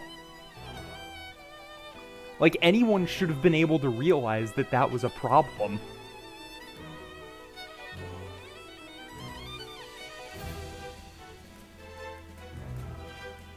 Huh. That's a really bad design flaw. And The system somehow covered the entire manor in this effect. If you notice, there are several purple crystals embedded in the walls of the manor. Each of those crystals produced an anti-magic field during the lockdown. The lockdown system covers the entire manor. Once activated, it creates magical barriers that prevent anyone from leaving or teleporting out of the building. In addition to this, it covers the entire manor in an anti-magic field. Within this field, any and all magical effects are nullified and disabled. However, anyone physically or magically connected to the Sword of Spell Eating would be immune to the effects of the anti-magic fields. Okay, Makes just sense? kind of beating us over the head with that one, huh? I mean, I guess to anyone who didn't read that painting, right? So no one could cast magic during the entirety of the lockdown. Not exactly. Someone could have used the stolen artifact to circumvent it. Oh man. Okay. Wait, can you go back to that evidence one, the security system? Or no, go back to magic, the anti-magic field. Yeah, because it from what it said, from what it reads, it also acts like a dispel magic. Right? I'm not going Yeah. crazy there. That would seem to be correct. Okay, well, maybe it's an oversight, maybe it's intentional, maybe it's not. I guess we won't know until if/when it comes up in trial. Yep. You mentioned that someone could have used a stolen artifact to get past the anti-magic fields. Which artifact was it? It was the Sword of Spell Eating. That was the demon forged item that could supposedly nullify magic. Legends were true, someone could have used it to counteract the lockdown system. After Lord Haraldson reported the theft, the Inquisition discreetly placed the manor on lockdown. Welcome, Sleeper. Hi, Bumbletron.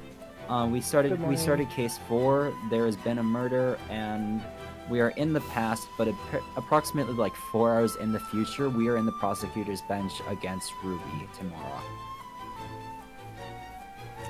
Yeah, it's at this it's gotten point in crazy. time. At this point in time, Arya Steelwind has been attacked and almost fatally injured.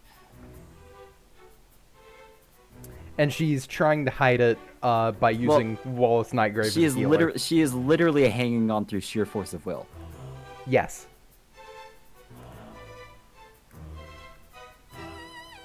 Searched every room in the manor to try to find it, but it was eventually found in Also, Beatrice's bedroom. there's another Freyga, who I have theories about. Yeah. There is a lot of tension between said Freyga, the prince, and Arya, Fucking hate that bitch. Uh, Oh wait, wrong Arya. and that The 7th time is a lot funnier than the 6th. no, and that led them to believe that she had stolen it. You know what, Cake? I'm gonna take a lead from your book. This one's Steelwind and the other one's Dipshit. That's correct. The Kingsguard moved to arrest her, but Prince Aster ordered them to step down. Didn't look like she was planning on fleeing, so they planned to wait until after the party had ended. Oh, and other Freyga is also blind. Yeah, But then they found Lord Freyga's body. correct. We believe that she used the stolen sword to nullify the magical locks and break into Lord Frega's study. But if she had the sword, why wouldn't she use that to commit the murder? We're not entirely sure. We have a few working theories. She might have wanted to prevent the theft from being tied to the murder. Or perhaps she had more confidence wielding a knife over a sword. Regardless of her reasons, it's clear the sword wasn't the murder weapon. Yeah, Bumbletron, you're gonna have to be more specific. Sure, she's not just being implicated in Lord Frega's murder, she's also being charged with stealing the Sword of Spell Eating. What possible reason would she have to do either of those crimes? Since the body was found here, was Lord Freyga locked in this room during the lockdown? Oh, we should have clipped it. We did get another keyboard smash out of Steelwind. So, if that's any indication. But judging... Go on. Can I just say my theory? Sure. I'm pretty sure I know what it is. Yeah, I think that before she went blind, the other Frege was Aster's fiance. Ooh, before she went blind. Okay. Because it explains probably Aster's feelings of guilt, which I assume that he has. Two, it explains the large age gap between Arya and Aster. And it explains all the tension. Yes. That's my theory. Come on, we can get a third Celestial Wind. It would be so funny. Yes, William Frege knew that this room should have been secured. He was supposedly in a bad mood and locked himself in this room for most of the night. He refused to let anyone into the room. The only person he spoke to after that was his daughter. His daughter. No, you're talking about Miriam. No, Lord Frege had another daughter. I'm referring to Lifa Frege, Lord Frege's middle child. She tried to tell her father about the theft, but he was apparently preoccupied with something else. He said that he wanted to stay in his study for the rest of the night. When did this happen? It was shortly before the lockdown was activated, a little after 1 a.m. I see. After his meeting with Beatrice Frege, William Frege retreated into his study and locked himself within it. He refused to speak with almost anyone who tried to disturb him. The only person he spoke to was Leif Frege. She told him about the theft of the Sword of Spell Eating a little after 1 a.m., but William didn't seem to care and returned to his business.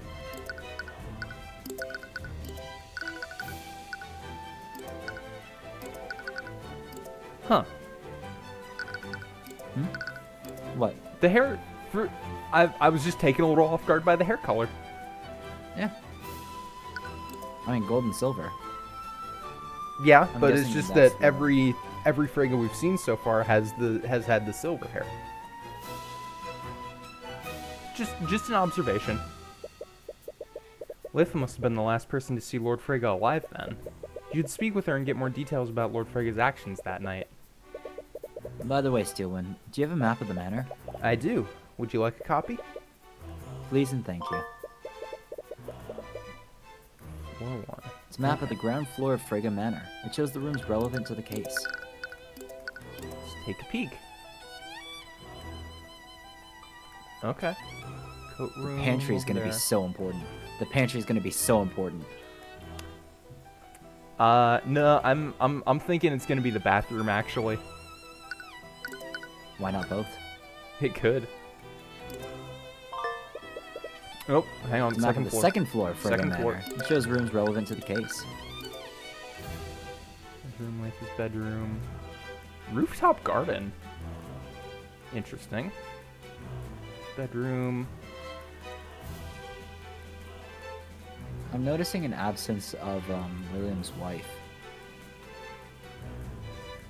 So, I mean, you would. Yeah, I assume you would call that. You would like more call that the master bedroom.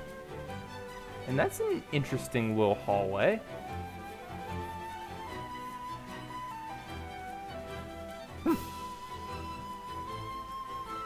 Were there multiple entrances to Beatrice's bedroom? Or to the bath, I'd assume. Or to the bath? That would just be like... That's just a weird hallway. What I'm assuming is that the rooftop garden is probably has a staircase attached to it, so that's not actually leading to the bath. Oh yeah, that's probably a stairwell. You're right. Wish it were marked like a stairwell, but... Not everything can be exactly one-to-one D&D map. Were there any other witnesses aside from Leif who saw Lord Frege that night? Perhaps someone heard what happened from the nearby room. There was someone who heard the altercation, but it was quite obscured. A servant was trapped in a storage room nearby. That's... Floor 1. Yeah, the study was Floor on one. this floor. Why was there a servant it's trapped right in the next to it. storage room? Who knows? Maybe we'll find out. Maybe they stole Celeste's sword. Maybe. They vented. They vented. They vented. They vented. There's an air vent that connects this room with that storage room. He supposedly heard sounds of a struggle through that vent. What did this witness hear? There were sounds of a struggle. I just said. before he heard Lord Frege choking on his own blood. When the lockdown was lifted, he informed the Kingsguard of what he heard. That's when they discovered the body. I see. Who was the servant? I believe you actually know him. His name is Jan Hughes. No fucking way. How did he end up working in Frege Manor? I thought they were trying to fire him. He got laid off. He got laid off from the academy, remember? How'd he end up with the Fregas, though? That was the Fregas' fault. Jeez, hell if I know. Wait, Mr. Hughes is here. Never expected to see him again, much less here of all places. But if you heard the altercation, you'll definitely want to speak with him. I think I'm lacking a lot of information about the defendant. From the way you were both acting, you and Aster seem to know her. Your mentor didn't tell you about her? No, I try not to pry into her business. I see. Honestly, don't know much about what happened either. But Beatrice was Lord Frege's eldest daughter and the former heir to House Frege. Former heir. About 5 years ago, she fled Frege Manor and went into hiding. None of us knew where she'd gone. She ignored any attempts we made to contact her. She even used her magic to prevent us from scrying her. Last night's ball was the first time in years that Aster and I had seen her. Beatrice Frege fled from her family 5 years ago and went into hiding. Until the night of the murder, many of her friends and family members hadn't seen or heard from her. But if that's true, how did Miss Tamora meet her? Would you happen to know why Beatrice was meeting with her father after all these years? I have some ideas, but nothing concrete. I was hoping you could tell me. Tamora and Beatrice have both refused to disclose anything about their meeting. Damn it, what could that meeting have been about? Speaking of which, I haven't seen Tamora anywhere in the manor. As the defendant's attorney, I would have thought that she'd be here to investigate the murder alongside you. That is strange, but Miss Tamora has always had her own way of doing things. Perhaps she's using a different strategy. Anyways, I imagine that she met with her father to request financial aid. Why do you say that? I have it on good authority that she was deeply in debt. That's the only reason why she would speak with her father after all these years.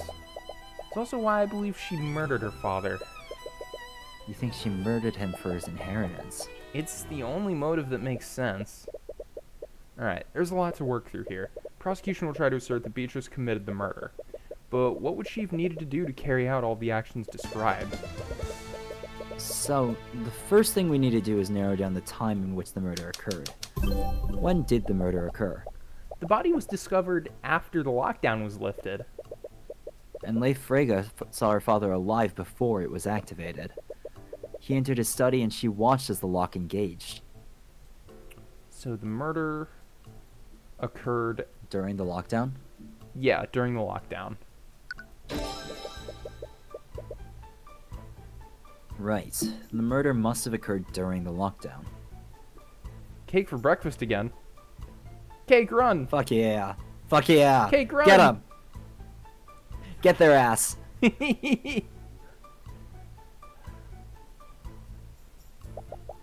But that means that the murderer somehow got past the abjuration wards that protected this room.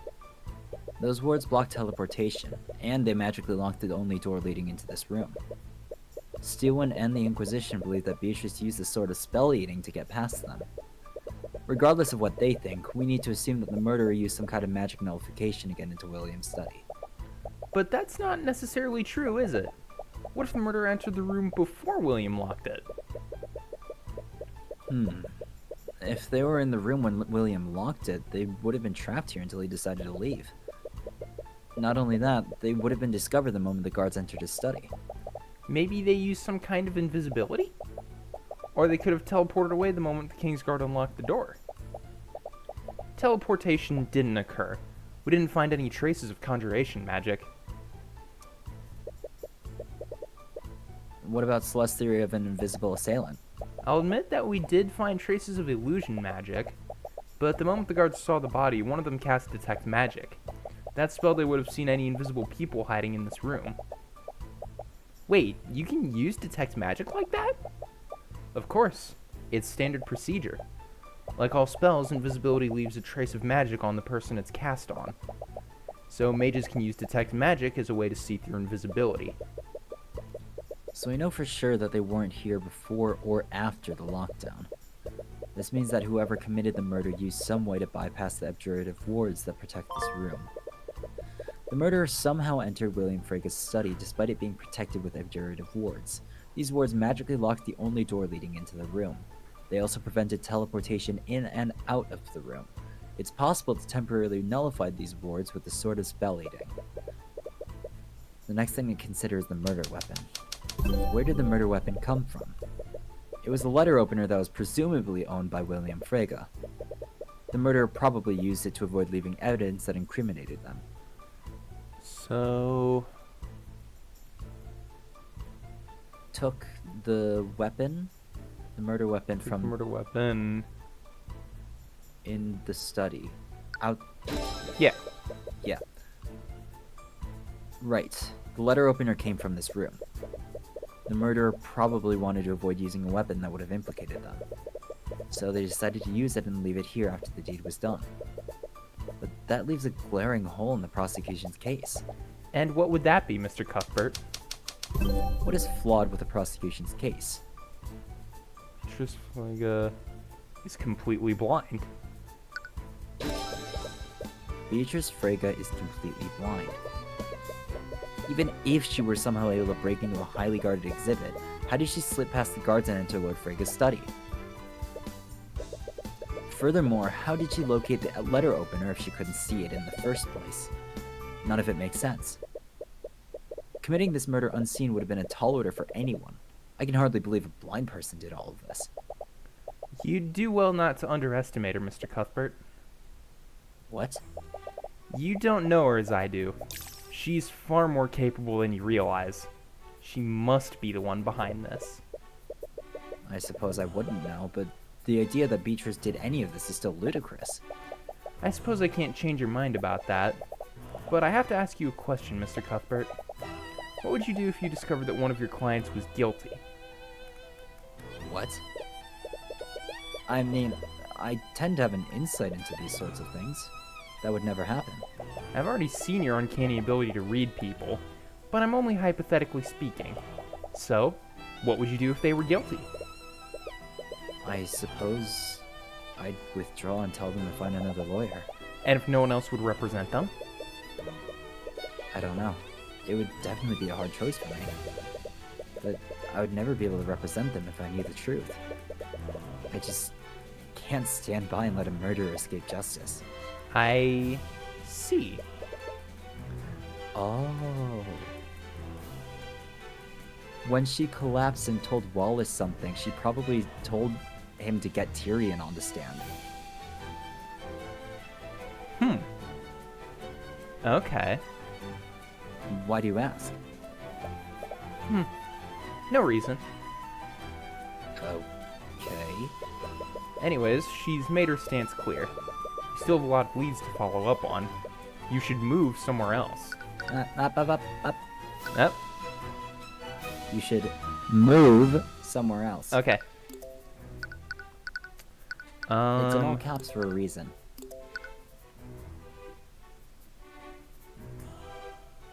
I wonder if that's a Frega crest. Probably. It's also a carbon copy of Miriam's Well, Academy there's bedroom. probably going to be another comment about that. Well, first things first, let's go talk with Jan. Yep, Dad. I recognize that music. You enter the storage room hoping to investigate the air vent that connects to Lord Frega's study, when you come across a person laying on the floor. What? Jan, is that you? Oh man, what's the little noise? I love such a good nap too. Mr. Hughes. Well, it's you two. Why are you taking a nap in the storage room? I need to take a break from all the chaos going on. The Kingsguard won't let me leave until they finish investigating the murder. This pompous noble shooed me away when I tried sleeping on one of the couches. I didn't expect anyone to find me here. Anyway, the prosecutor told us that you heard the murder from here during the lockdown. Do you think you could tell us what happened? There why not? My map's kind of ruined anyways. So you're working as a servant now? Not exactly. But I was part of the catering staff. Twins started their own food business after Frege threw us out of the academy. Right. Sorry about that. It's not your fault. Even if Redmond was still headmaster, I'm sure the board would have found some other way to get rid of us. Wait, are Valentina and Valerie here too? No, they just contracted some staff to Lord Frege for the Lord's Ball. You know what? Fair enough. I think a bunch of other businesses did the same thing. You wonder how they feel about this. They lent their services to the very man that got them fired in the first place. William must have offered them a lot of gold.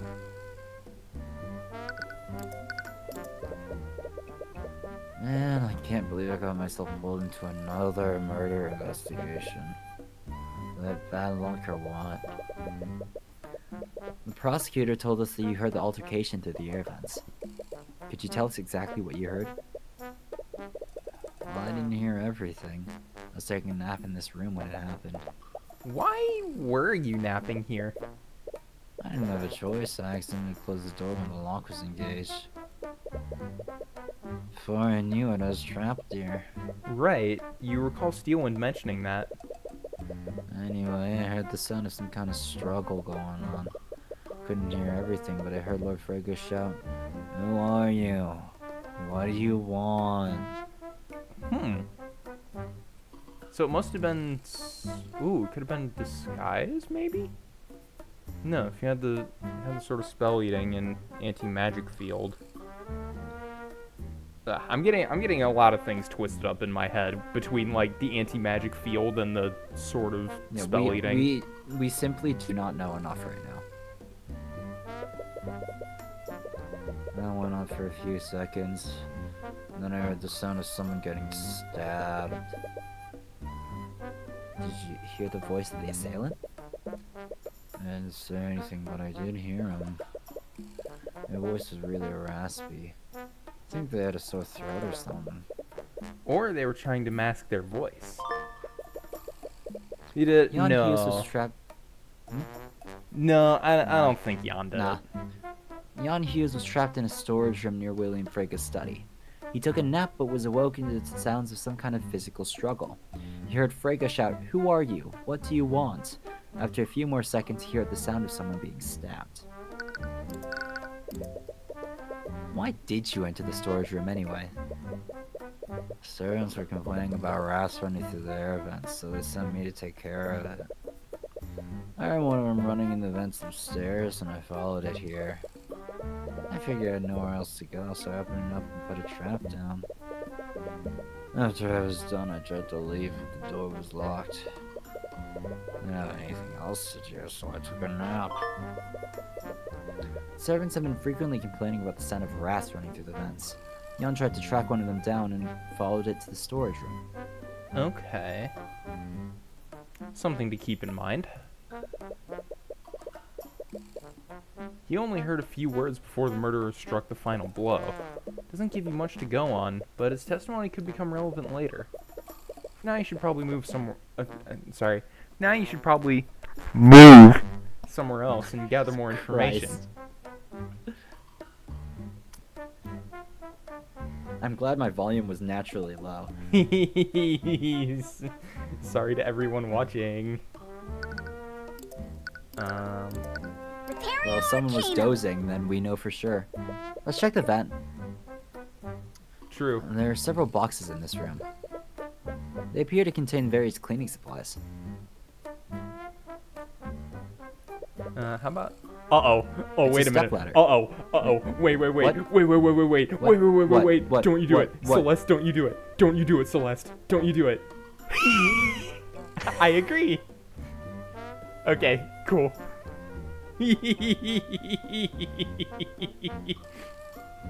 What? You don't know the Ace Attorney joke with the ladder stepladder argument? No, fuck. That Right. was the reference. Right. So Celeste just saying I agree was the perfect way to do it. It's an air vent that leads into Lord Frega's study. Supposedly, Jan heard the altercation between Lord Frega and his assailant through this. Okay. It's like, hot milk or warm milk. I mean, We're not getting into discussion right now. Go on. I don't know what the discussion even is. Don't worry about it. The ads are starting in a minute. We have like 2 minutes to talk about this. If you heat up milk in a microwave, is it hot milk or warm milk? Depends what temperature it gets to. Like, if you say order that in like a cafe, what would it be? If you ordered warm milk, If you put milk in a microwave and you put it on like a cafe menu, what would you call it? I guess I'd call it warm milk because hot milk would be like you're Thank you. like Okay. bringing it to a simmer. Yes, that is what I say. Apparently, no one else I know agrees with me. Everyone else I know says that it's hot milk. But like, It spawned an entire like 30-minute long argument with like an entire 13-person server. I guess I can see the argument. Like warm milk would just be like milk that's like room temperature because typically you keep milk cold. And then hot milk would be like actually heating it yourself. But I don't know, that doesn't strike me as correct. Warm milk is like just because it's room temperature doesn't make it warm, right? Yep.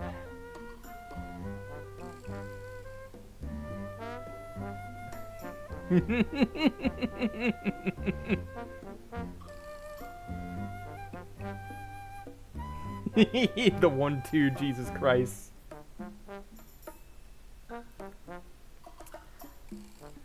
Come on, Ad. I said we had 2 minutes. Don't make it 3. You know what? While there it goes. Well, I'm Bathroom break? thinking of it. I am very hydrated right now. How am I doing on water? I'm still fine. I am We'll be hydrated done in like you less wouldn't than an hour. believe. Okay. I'm just gonna take a peek at our dashboard real quick. Alright.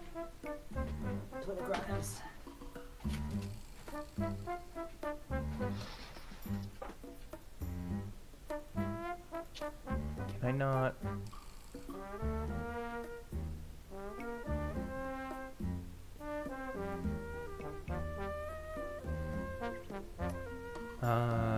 Twitch view bitrate graph.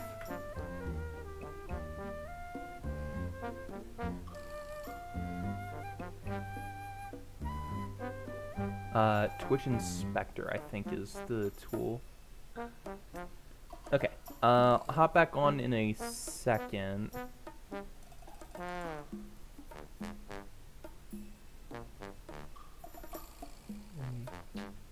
Okay, yeah, bitrate's been holding pretty stable. I assume the right axis is...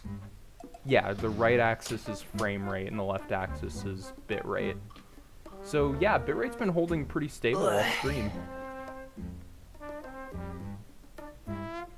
Okay. Awesome. Bombitron, I don't know if you heard, but I said I am hydrated like you wouldn't believe. Too bad. More.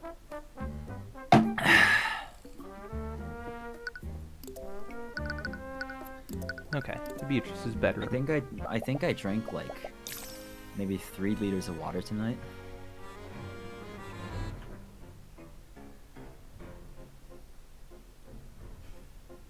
Who is this? Oh geez, what's even the... Okay, yeah, I'll say what you put here, except poorly. Sorry, Cake. I pushed the joke to its logical conclusion. If I had a nickel for every splattered joke in this game, 1 nickel. Well, I don't know, I was expecting more. Expecting more. I think I was more drunk than stroke, but you know. That was definitely you down like 5 shots. Alright, I'm assuming this is Leifa, so I guess I'll finally take one of the Frege sisters. Alright. Come on, Tracker, where are you?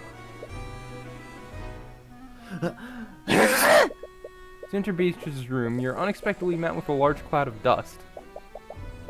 Wow, this place has not been cleaned. Oh? Vision clears up, and you realize that there's someone else in the room with you. Is she taller than all of the other sisters? I think she is. She might be. Sorry, didn't mean to intrude. No, there's no need to apologize. But I would like to know what you're doing here. We're here on behalf of the Crown Prince. We're investigating the murder of William Frege. Oh, I see. My apologies, I didn't quite get your name. My name is Leifa Frege. So this is Leifa. According to Steelwind, she was the last person to see Lord Frege alive yesterday. She might have some information about how he was acting that night. Oh. Hmm? Sorry, nothing. I see nothing. I see nothing. This is a highly extravagant bed. Looks similar to the one in Miriam's Storm. There's a dresser covered in a layer of dust. Doesn't look like it's been touched in years. It's a table for guests, but it's extremely dusty. Repario Arcanum. Oh? Oh? Oh? That looks vaguely sword-shaped. It's a trace of transmutation magic under the bed.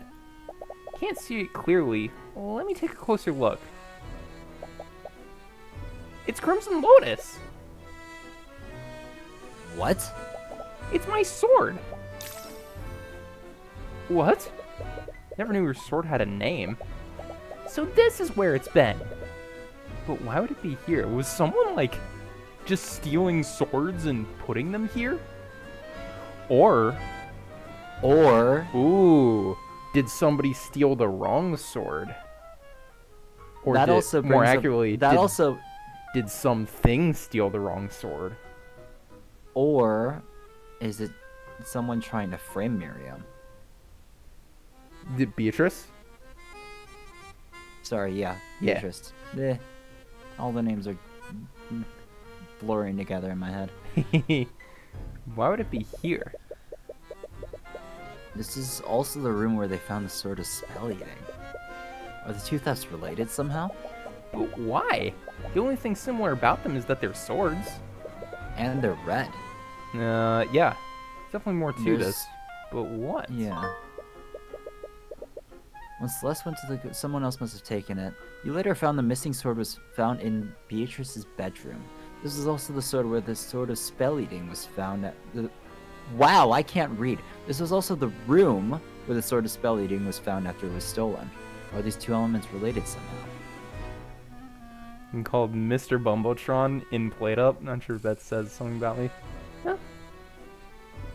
You know. Gender's interesting like that.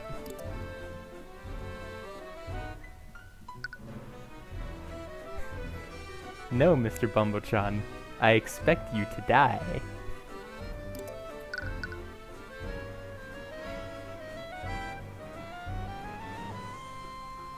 Is the James Bond reference?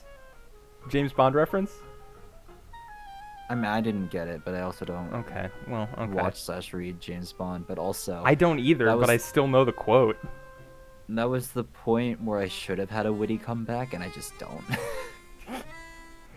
I know, That it's i- late. that is- It's late. That is normally the point where I would have had a witty comeback, but... I'm sorry for your loss, Lady Frege. Do you mind if I ask you some questions about last night? Of course. Like, that's,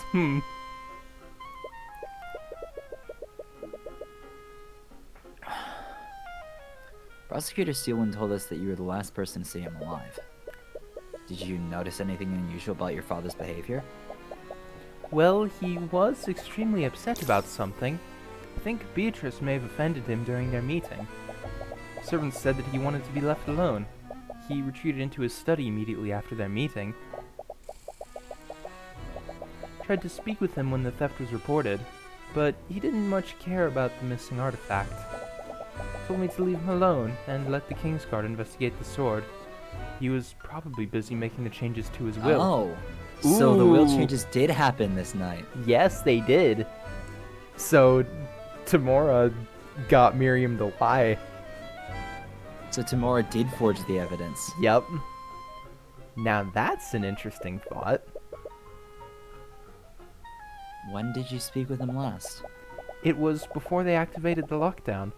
It was a little after 1 a.m. that night.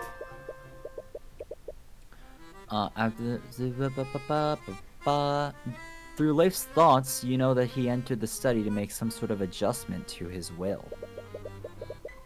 And do you have any idea what he was doing in his study? What? No, I have no idea. You detect some fear from her.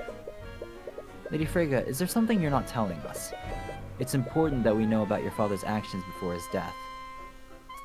Could be it was adjusted again. That is, ooh, okay. That's an interesting twist on it. It could be. But once again, as per your agreement, Yeah, there's enough there that it's questionable. and also the entire questionable, the entire fucking title of the evidence had a question mark at the end. Yeah. I'm sorry, I don't know anything else. My father was a private man and didn't share much with anyone, even his own family. I wish I could be of more help, but I really don't know anything else. I refuse to believe that's why he was killed. She's clearly holding something back. He can reveal what she's hiding through an argument. I'm not gonna do it this time. I think I've destroyed people's ears once already today. If you can reveal what she's hiding through an argument, Jesus she might be Christ. more willing to cooperate. Okay. That's payback. That's payback. It might have changed again, potentially. Talking Ace Attorney pun name, figured out the pattern between Miss, Mr., Mrs., and... Weirdly, no reaction from. It's because my voice is just. It's Better. coming through Discord as well. My voice is. But my voice is just.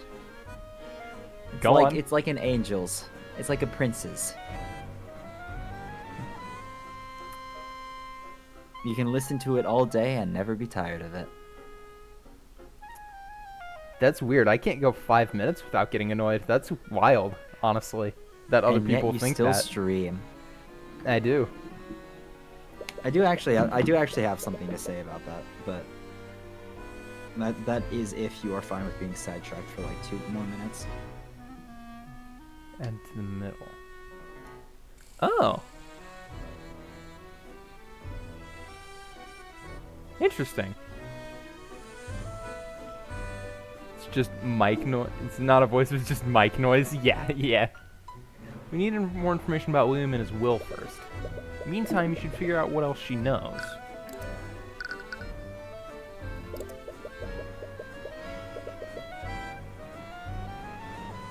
I noticed that this room hasn't been clean recently. Do you know why? Who sent me a message? Okay, that's unrelated. Okay. It's because I've forbidden the servants from cleaning this room. And why would you do that? Beatrice is very dear to me. I couldn't bear to have her room disturbed after she left. This room was the only memory I had of her after she left. And yet both the swords were here. Interesting.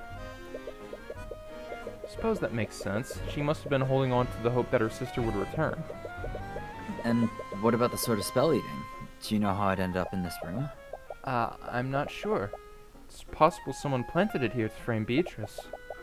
I can't say why they would choose this room, though. Maybe because she knew that... Maybe because, well, whoever did it... Because it doesn't one seem of them like... did show up.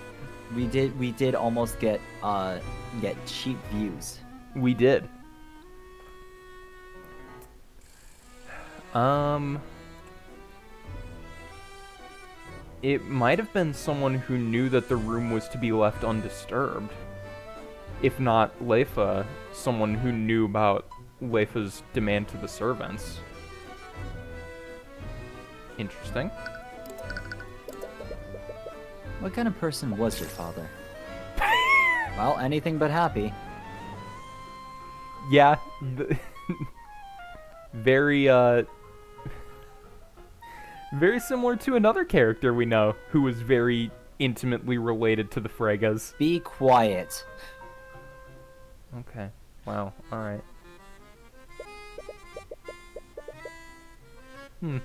Doesn't look like William wasn't that Frege what was her very wasn't that what her beloved. golem was Oh, programmed to say? yeah. Yeah. I realized like 5 seconds afterwards that you did not get the joke. I didn't. I thought you were just telling me to shut up. My father was a complicated man. Yeah. He was a brilliant scholar and a businessman, but he was a cold and distant father. I see. Did he have any enemies? As the head of House Frege, he controlled nearly every banking house in Wyverngard. There were many people who resented his wealth and power. Can you remember anyone specific? Perhaps someone that he'd slighted recently? There was Lloyd von Sanctus. Him again.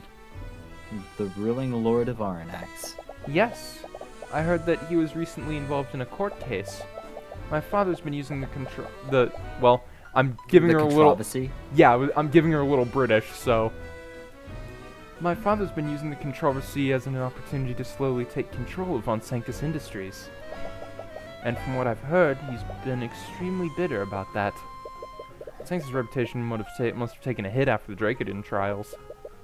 You doubt he'd get himself involved in another murder, but you can never be too sure. You'll want to speak with him and get more details. Although, would he even consider cooperating with you? Anyway, are there any other enemies that he might have had? No, none that I can think of. What can you tell me about Beatrice Frege? I heard that she fled the Frege estate 5 years ago. Before she left, Beatrice was one of the most powerful mages I'd ever seen. She is incredible. At the age of 13, her talent for magic had even eclipsed my father's.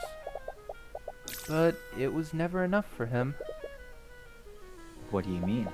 Before my mother died, he desperately wanted a son, but he only ever had daughters. Everyone thought Beatrice would inherit House Frege from my father, but our family knew the truth. William Frege would never leave his legacy in the hands of a Damn. woman. Wow. Damn. Yeah, the more I hear of him, the more I hear of perhaps him. that explains the absence of the mother's room. Well, yeah, because I guess she would have passed on at some point, I guess. But yeah, the more I hear about him, the more I think complicated man is very much a euphemism. What? No matter how hard Beatrice tried, my father would never acknowledge her accomplishments. He was extremely cruel to her, constantly belittled her achievements and dismissed anything she said to him.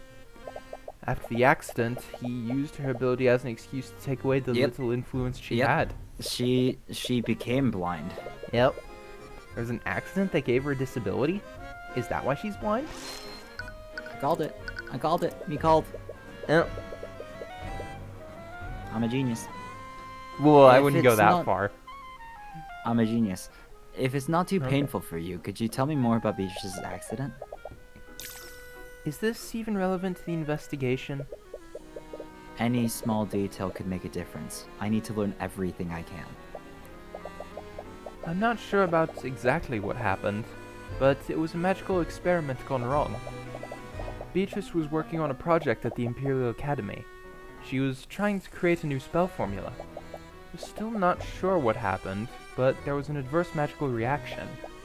The resulting explosion seriously injured her and left her completely blind. I can't imagine how she must have taken that.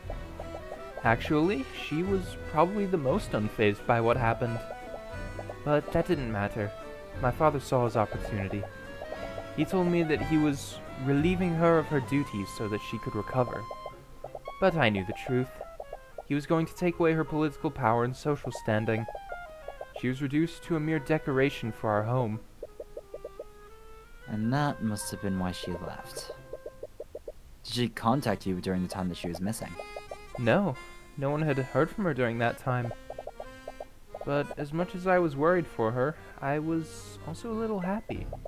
Unlike Miriam and I, she had finally broken free from my father. I have no idea what would cause her to return here. I think you've learned everything you can for now. Nope, perhaps you should go somewhere else. Perhaps you should go somewhere else. You explore the manor further and find one of its many sitting rooms. And there you happen to spot a very familiar face. He's sipping on a glass of wine, and his expression turns disdainful the moment you enter the room. Oh, wonderful. As if my day couldn't have gotten any worse. Von Sanctus, what are you doing here? The head of a noble house has just been murdered. I can't very well return to Arnax when my affairs are in such disarray. Anyways, forget what I'm doing here. What are you doing here?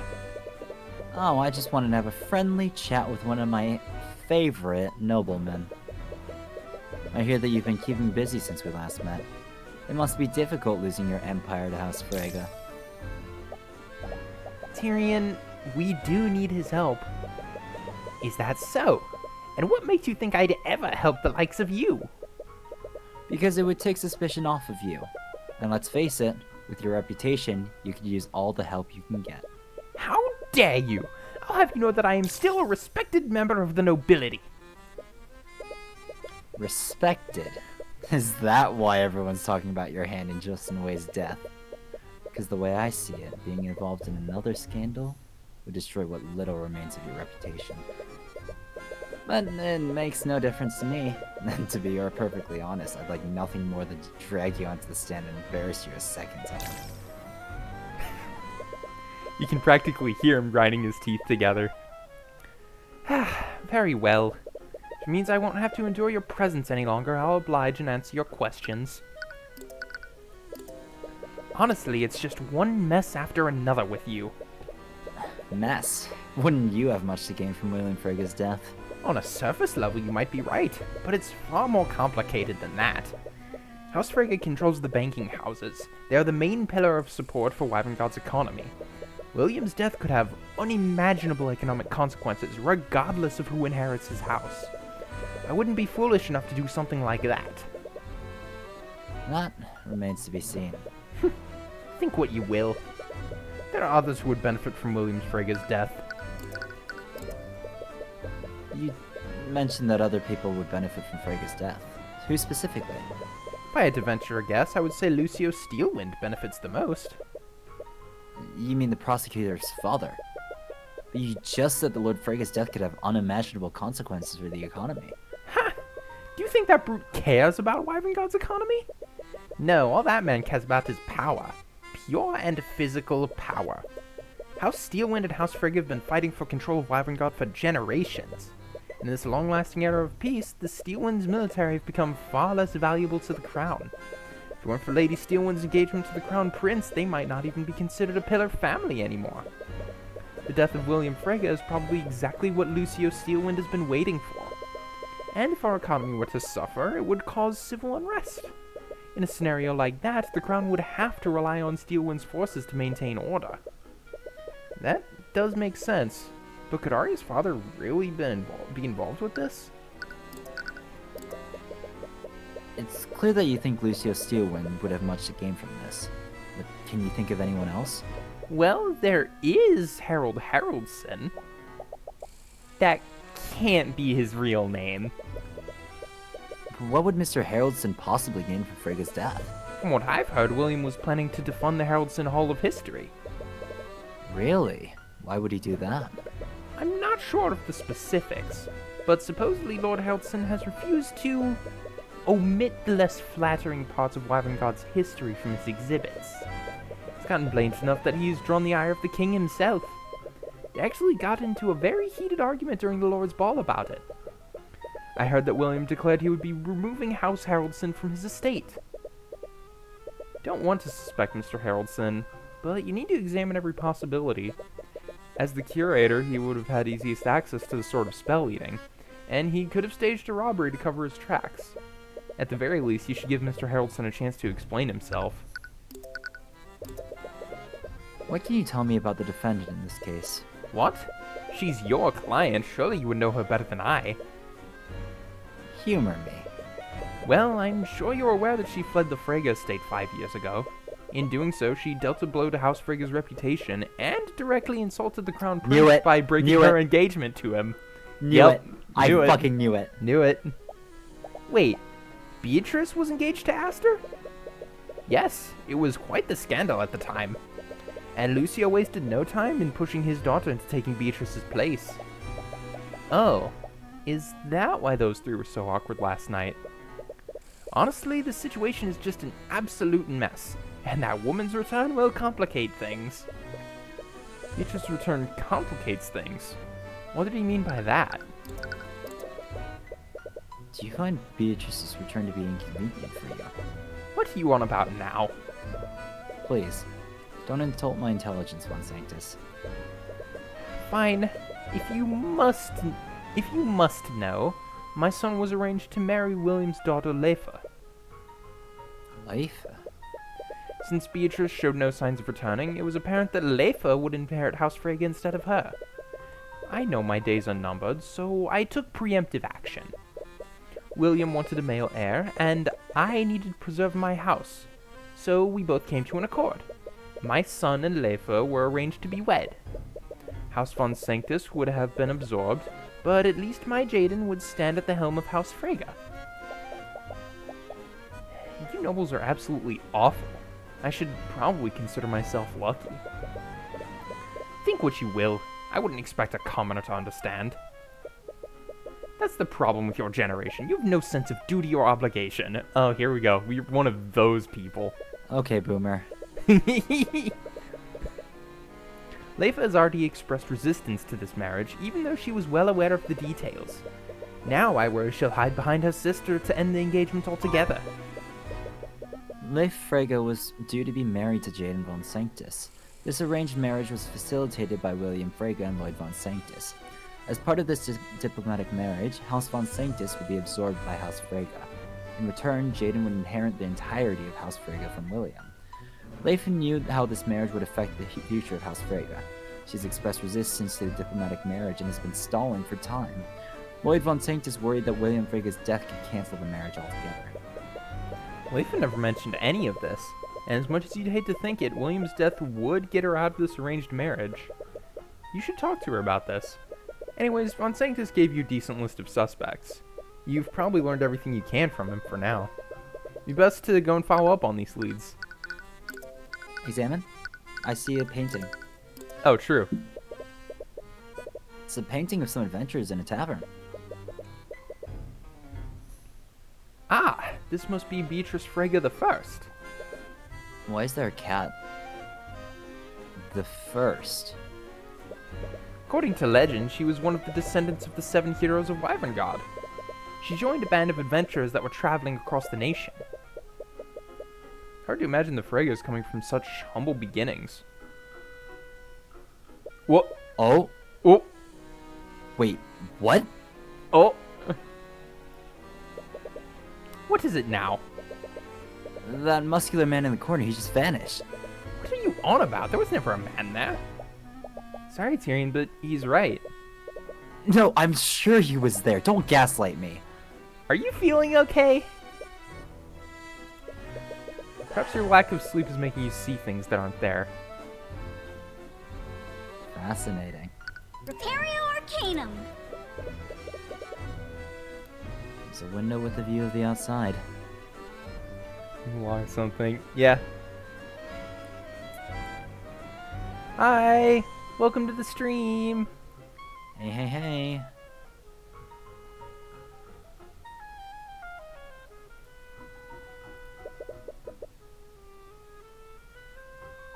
Earlier in the day.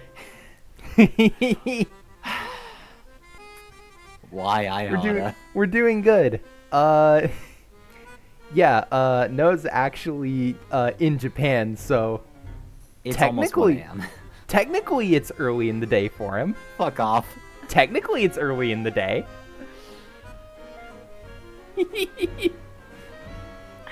Fuck We're off. doing good. You're just playing through Tyrion Cuthbert.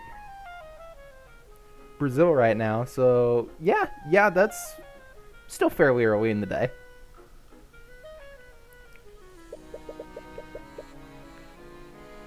It's a chair made from mahogany. Every part of this house just exudes wealth. Wealth that's been siphoned out of the common folk. It's a shelf filled with books. Are these gonna be fake books? They're completely blank. Yup, that is exactly what I thought. Cake, you talk like you're not one of the principal offenders here. Yeah. It's a door that leads to the coat room. Still, I wonder why he was erased from existence. Yeah, what possible reason? I mean, other than just fucking with Tyrion, there's really not a lot of reason for it. That honestly does seem like something that Aerys would do to fuck with Tyrion. Yeah. It's as if every room in this house needs a chandelier. What a waste of the kingdom's gold. Okay. I guess... Well, the gallery's new. I guess let's go to the gallery and see what's up. So Brazil is 12 hours away then? Audio mute. From you, yes. From me. Yeah. 3 hours. Oh yeah, 3 hours would be right from where I am now. Because it was 2 before. So yeah, 3 hours would be right from where I am now. Is this your lunch break? Ah, okay. You return to the gallery and see a legion of knights inspecting the entire crime scene. However, you don't see Mr. Haraldson anywhere. The Inquisition must be questioning him. Perhaps you should follow another lead while you wait for him to return. Well, let's get into an argument. Oh. There are traces of evocation magic on the shattered glass. Evocation is a school of magic that creates and unleashes raw energy. It's the most primal of the 7 schools of magic. Someone must have used a powerful spell to blast the display case apart.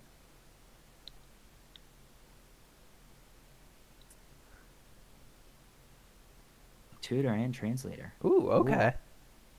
That sounds interesting. Oh, wait, I can't help but notice. Yep, the intellect. Was my theory correct, maybe?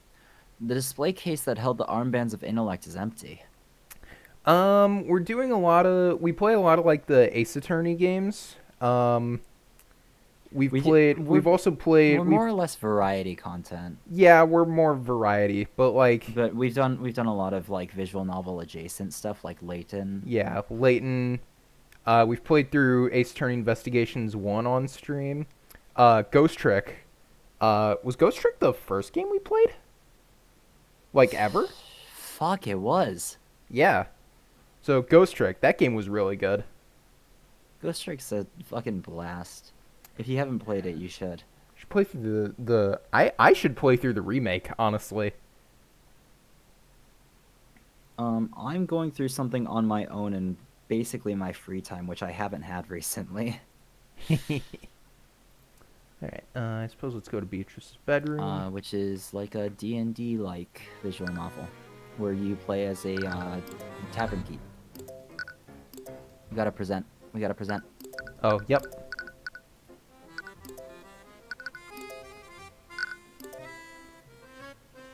Present rats and events real quick. Okay. Nope, okay.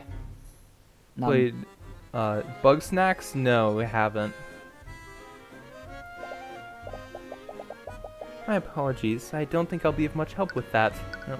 Yep, Tavern Talk's real good. I'm glad you recognized it. Aren't more of those? I mean, yeah. I'm honestly surprised that we've kept this up for as long as we have. I mean, I mean, Breaks notwithstanding. Breaks notwithstanding. there was like a year and a half plus where we didn't stream. So, you know.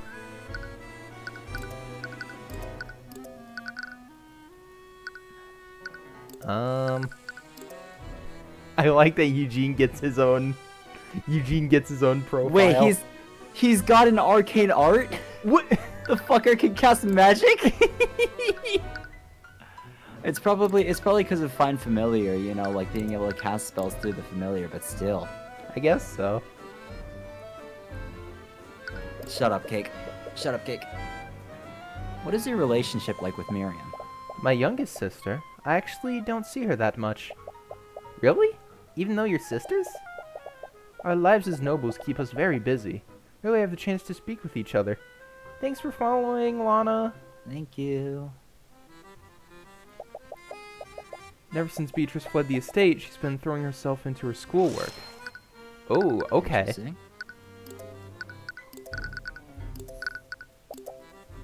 That man, he was my father, but I can't say I have fond memories of him. It must have been difficult to deal with. You have no idea. He was cruel, tyrannical, and only ever cared about his own legacy. He was willing to sacrifice anything and anyone to maintain his power and status, including his own daughters. Sounds like his treatment of Beatrice was particularly harsh. It was. He never saw her as a worthy successor to our family's legacy, simply because she was a woman. Even after her accident, he used her disability as an excuse to strip her of any power she had left. I can only imagine how difficult that must have been for all of you. It's been a constant struggle, but we managed to survive. As bad as it sounds, now that he's gone, we might have a chance to rebuild our family. Oh. Okay. What was William doing? Lady Frigga seems to be hiding what her father was doing in his study. You doubt that she's doing this out of malice. She might not even think that it's relevant to the case. But William Frigga had many enemies, and he retreated into his study to do something that night. And that something could be related to why he was murdered.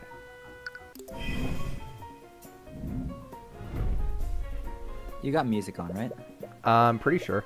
I think I changed it as soon as we got back in. Yep. Gotcha. Psychological profile. You just met Leif Frigga today, and she has no reason to trust you. She believes in Beatrice's innocence over everything else. She's usually sincere, so it's unlikely that she is actually involved in her father's murder. She might react well if you respond with similar sincerity. Is there something you're not telling us, Leifa?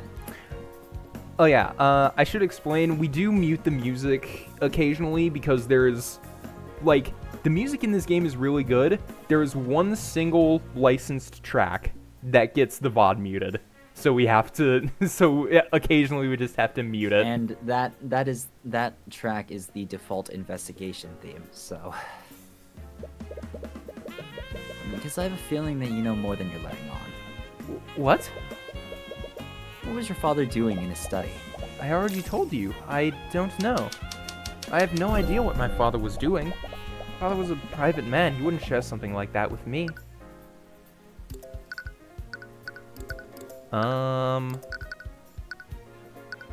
Care. It could be the thoughts, but there's also... But William didn't seem to care and returned to doing his business. Yeah, That's my guess. that would be my guess too, but I'm also just looking through and seeing what all we have.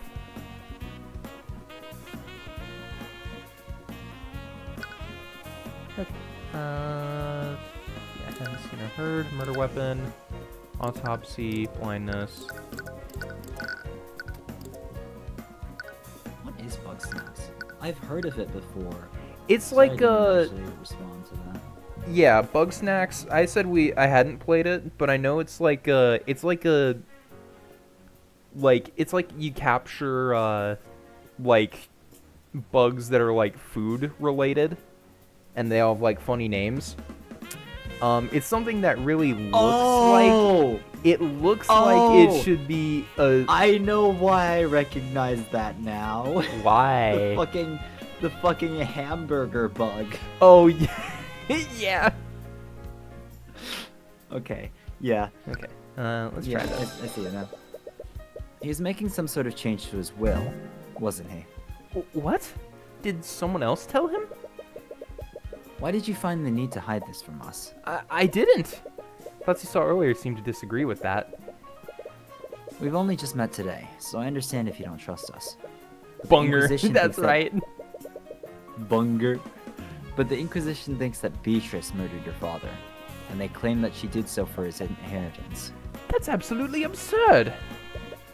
Regardless, your father's inheritance is a likely motive behind his murder. Many people would have a lot to gain from his death, including you.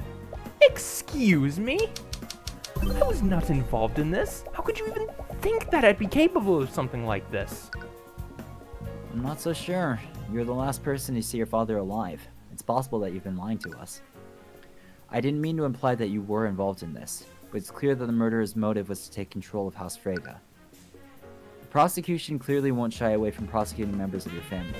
If your sister is truly innocent, where do you think they'll turn their attention next? I think rationalize.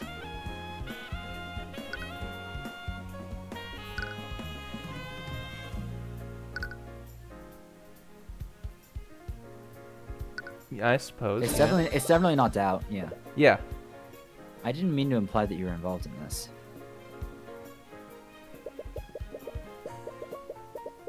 But it's clear that the murderer's motive was to take control of House Frege. This means that their plan heavily relied on who William Frege was leaving his assets to. So I need to know, Miss Frege.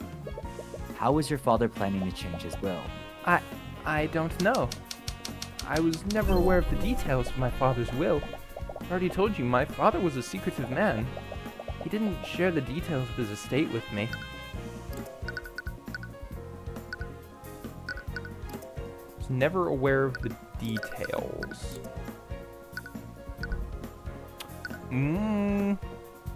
It's probably the engagement, right? Yeah, I think so. Is that really true, though? What? I already know about your arranged marriage to Jaden von Sanctus. And I also know that as part of this deal, Jaden would inherit House Frege instead of you. Every emotion except happiness, as per usual. You definitely knew about this, and you heavily resisted the marriage in an attempt to stall it.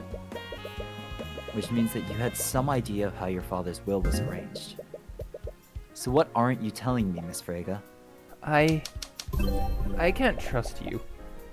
I can't trust you. Yeah, okay, yep. What? You're here on behalf of Crown Prince Aster. Four Pillar families and the Crown have much to gain from my father's death. How can you assure me that this information won't be used against my family? So that's why she's been so secretive. There's nothing I could possibly say to make you trust me, but please understand, I'm only trying to find out who murdered your father. I may have been hired by Prince Aster, but I'm an independent agent. I have no stake in this conflict. I was only hired to arrive at the truth. I'll arrive at the truth one way or another. If you refuse to cooperate with me, I'll have no choice but to treat you as another suspect. Similar sincerity.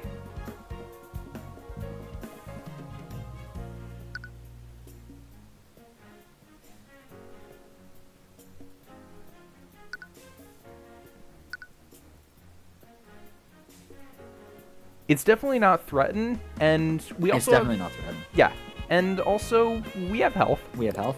We have health. Yep. I think this is the first time we've said that we've actually been wrong. Yeah. I may have been hired by Prince Aster, but I'm an independent agent. I have no stake in this conflict. I was only hired to arrive at the truth. How can you expect me to trust you when you're so obviously close to Prince Aster and Lady Steelwind? Sorry, but I just can't trust you. Matter of emotion, not logic. Try another approach. Okay, yeah. There's nothing I could possibly say to make you trust me. But please understand, I'm only trying to find out who murdered your father. And to do that, I need to know everything that he was doing that night.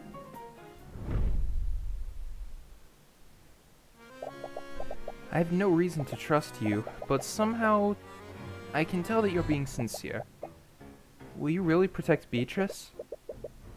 About to reassure you that you will, but something in the back of your mind stops you.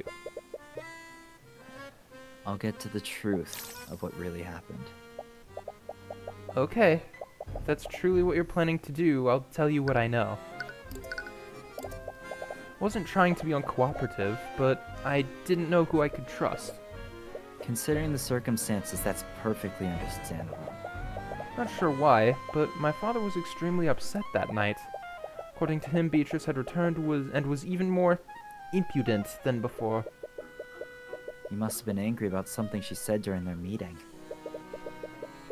Did he tell you what their meeting was about? He didn't. And honestly, stroke. Nice. He didn't. And honestly, I didn't. You fucked it And up I again. honestly didn't really care. Okay. I was just so happy that my sister had finally returned. But my father clearly felt the opposite. Before he entered his study, he told me that he would be pruning the family tree. He was going to disinherit my sister and several other members of our family. Ooh. Several other members, eh? Interesting.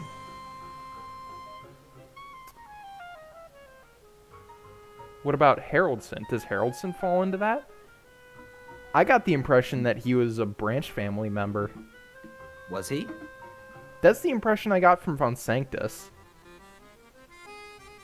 Maybe I'm wrong. He didn't outright say, but that's the impression Because I got. he was in a completely different city. Yes, but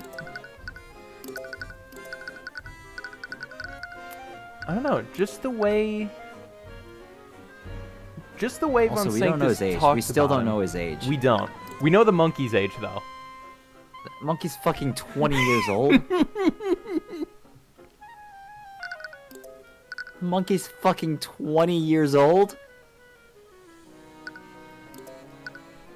Yeah. Apparently. The monkey is as old as Tyrion.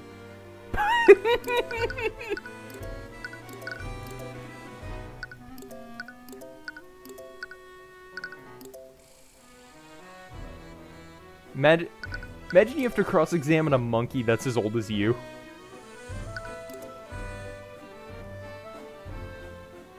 Okay. But that's more fuel on the fire of Tamora is forging evidence here. He probably started drafting a new will to reflect that decision. On the night of the murder, Beatrice finally returned to her home. She arranged a meeting with her father. This meeting didn't end as planned, and Beatrice angered William Frege enough for him to declare that he would be disinheriting her that night. Has anyone found the draft of this will? No, it was one of the first things I looked for after the investigation began. Modified will is missing? You doubt that it would even be enforced. He never got a chance to submit it for probate before he died. But you can't discount the possibility that the murderer destroyed it. Did anyone else know about this? No one. I didn't even tell Lady Steelwind when she was questioning me. Because it would have given Beatrice a motive to commit the murder. Anyway, thank you, Miss Frege. Mr. Cuthbert, Yes? my sister is not a bad person. There's no way that she'd do something like this. Despite what she says, she seems to have some doubts. She's in good hands. Ruby Tamura is the one defending her in the trial, after all. I hope so. Anyways, you think you've learned How is everything she you gonna can from How is life, she gonna feel after Tyrion takes the prosecutor's bench, I wonder? Tyrion's no stranger to pissing off nobles. That's fair. That's fair. There's only one last person to speak with, Harold Haroldson. Back to the gallery, I suppose. And we're gonna have to mute. This is a complete mess. As you enter the gallery, you spot Haroldson inspecting the shattered remnants of a display case. If you recall correctly, the display case he's looking at once held the sword of spell eating. Oh, Mr. Cuthbert, I had a feeling I'd be seeing you again. He's working for the Crown Prince. Can he be trusted? Seems word has spread about your deal with Aster. Hello again, Mr. Haroldson. Harold. Right. Harold. I'm sure you already know that I'm investigating the murder of William Frege. And the prosecution suspects that someone used the sword of spell eating to break into Lord Frege's room. Who's the defense attorney? It's Ruby Tamora. It's Tyrion. Yeah. The way Cake put it. The way Cake put it. Mommy, sorry. Mommy, sorry. Mommy, sorry.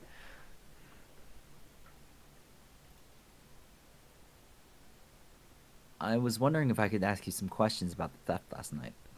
I'll tell you what I can, but I'm not sure how much help I'll be. Can't believe a museum owns such a powerful magic item. Would have expected the noble houses to take them for themselves. Well, the nobility of today don't have much use for the items such as these. Power of a lord is based on politics rather than magical strength, and a noble wouldn't want to wield the sword of a demon, even if the legends are just stories. A demon? Oh, right. The sword of spell eating is said to have been forged from a pact between a demon and a mage. Isn't making a pact with a demon just asking for trouble? They'd definitely betray you the first chance they got. Well, legends say that demons often drafted blood contracts for this reason. What?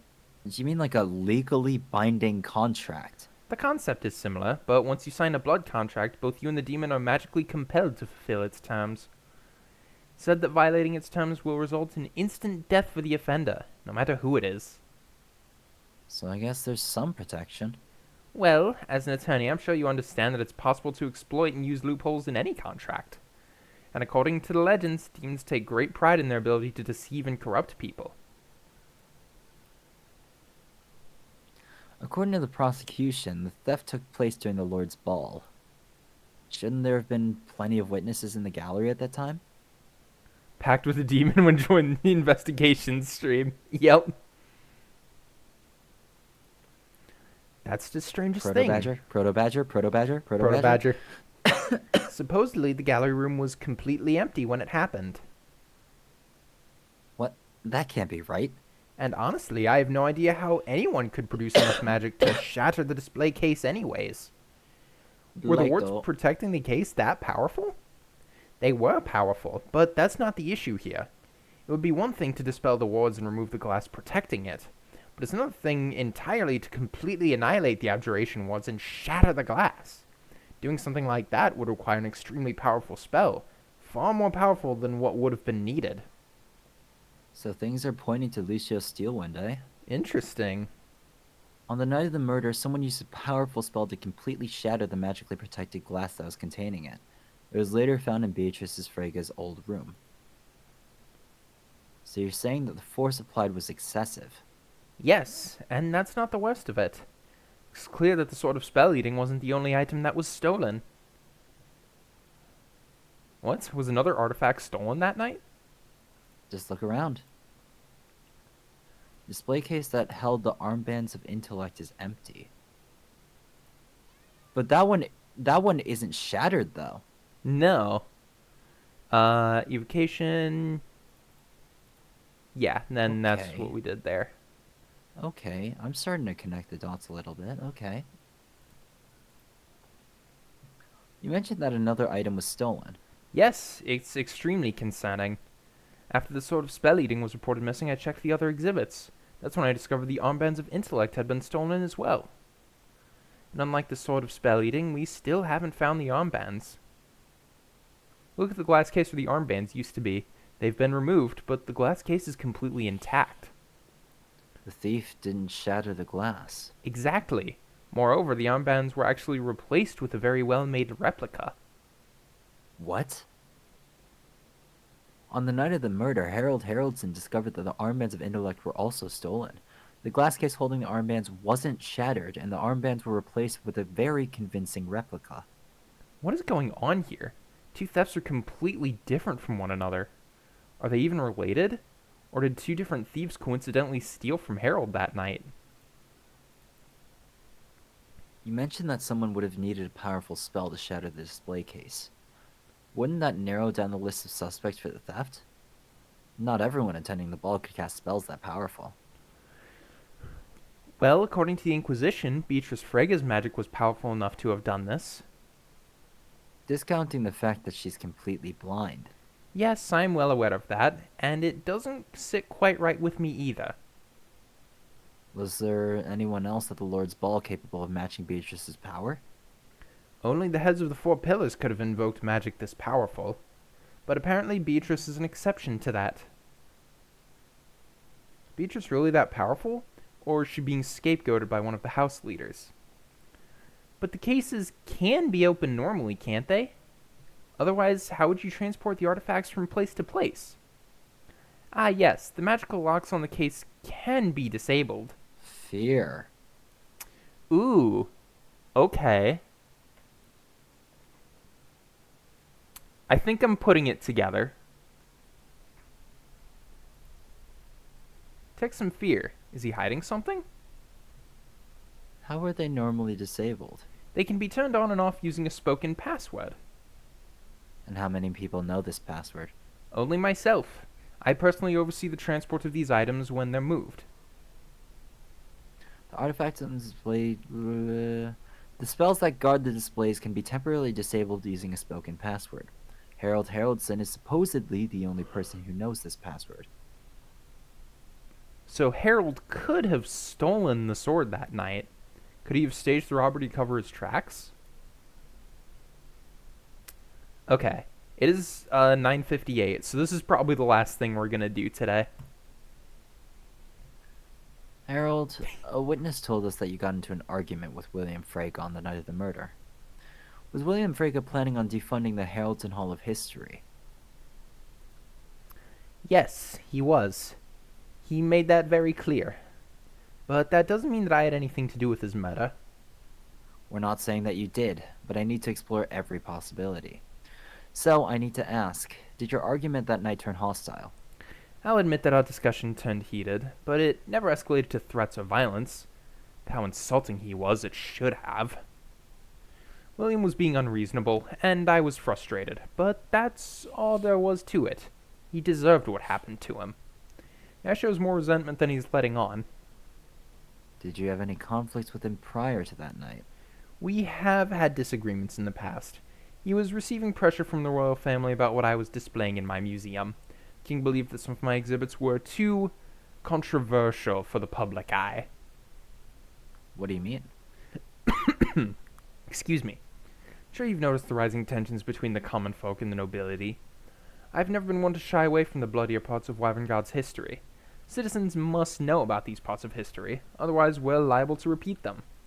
However, the king believed my historical exhibits did nothing but dig up old wounds. Nothing but simpletons, the lot of them. Billy thinks they can smooth public relations by censoring history, as if they couldn't get any worse. Anyways, it's clear that Harold is passionate about his work. That passion drive him far enough to commit murder, though? Thank you for your time, Harold. Harold. I think we'll be on our way now. Like that every time is like, whenever he's referred to by name, he just says Harold.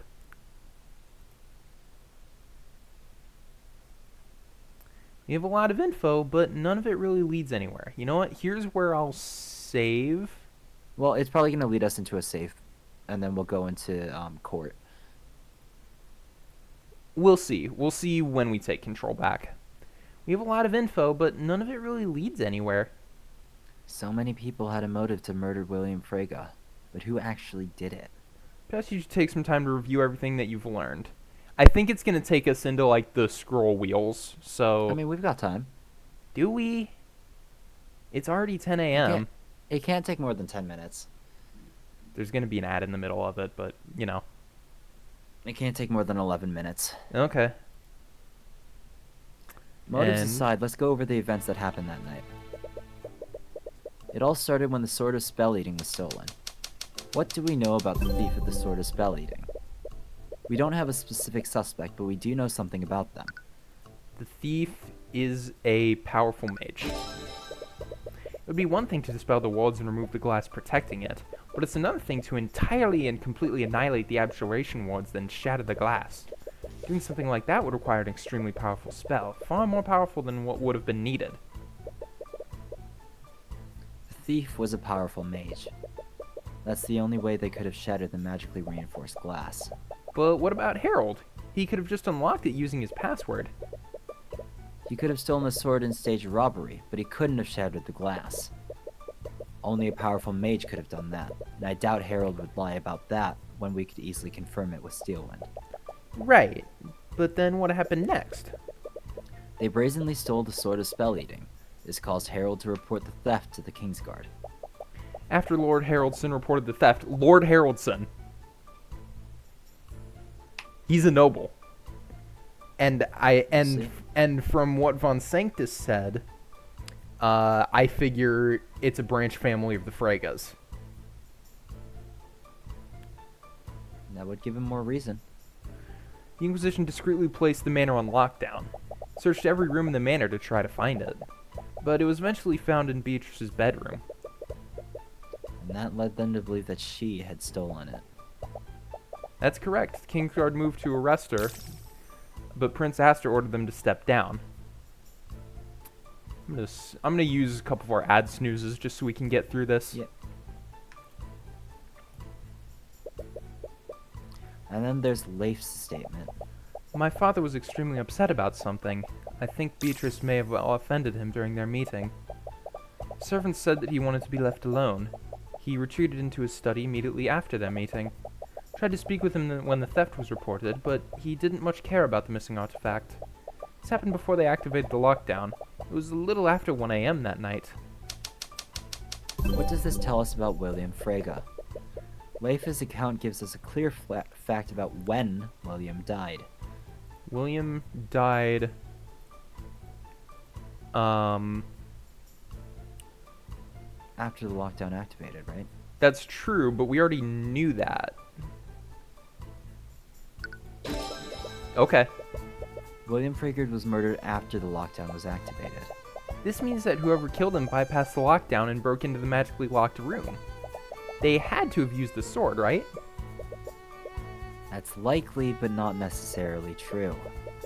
The anti-magic field would have also had the same effect. The murderer could have stolen the sword of spell eating to throw off the investigation. But anti-magic field is a high-level spell. Not many mages would be able to cast it. And I doubt any of the nobles here will let us see their spell compendiums. But because of how powerful anti-magic field is, we can still conclude that the murderer is a powerful mage. This actually narrows down our list of suspects. That's still not concrete evidence, though. And we haven't even spoken to all of the suspects yet. Right. You never got a chance to speak with Lucio Steelwind. But given his status, you wonder if that would even be possible. Either way, it's a good start, and it's not as if we're defending this case. The trial is getting close anyways. You don't doubt Miss Tamora's abilities, but you should share what you've learned with her before the trial begins. It's... Oop. Huh? Music. It's a little strange that you haven't seen her since the investigation began, but she might be meeting with Beatrice at the dungeon. Okay, I think now is when we call it. And then this is where we'll see the stray thought that causes Tyrion to move. Yep, the stray thought and the argument with Miss Tamora. But until then, that's gonna do it for us for today. I need to start getting ready for class, so thank you all for coming and watching today. It was a really good stream. This game it's getting really interesting. This case is very interesting so far. There's a lot of lore dropping that's been happening too. Yep. There's hidden case 5. There is a case. There 5, is a if case that's what 5. you mean. There's a 5th case at the end of the game, and we know that because you can view all of them. So maybe there's a hidden 6th case. Who knows? But the 5th case has the title of the game. True. It has to be the last one. The painting was pretty wild. But yeah, that's gonna do it for today. Thanks everyone for watching. We'll I'm probably pretty busy this weekend, so our next stream might just end up being next Thursday. Alright, we'll figure it out. Yep. Either way, see you guys soon. Bye.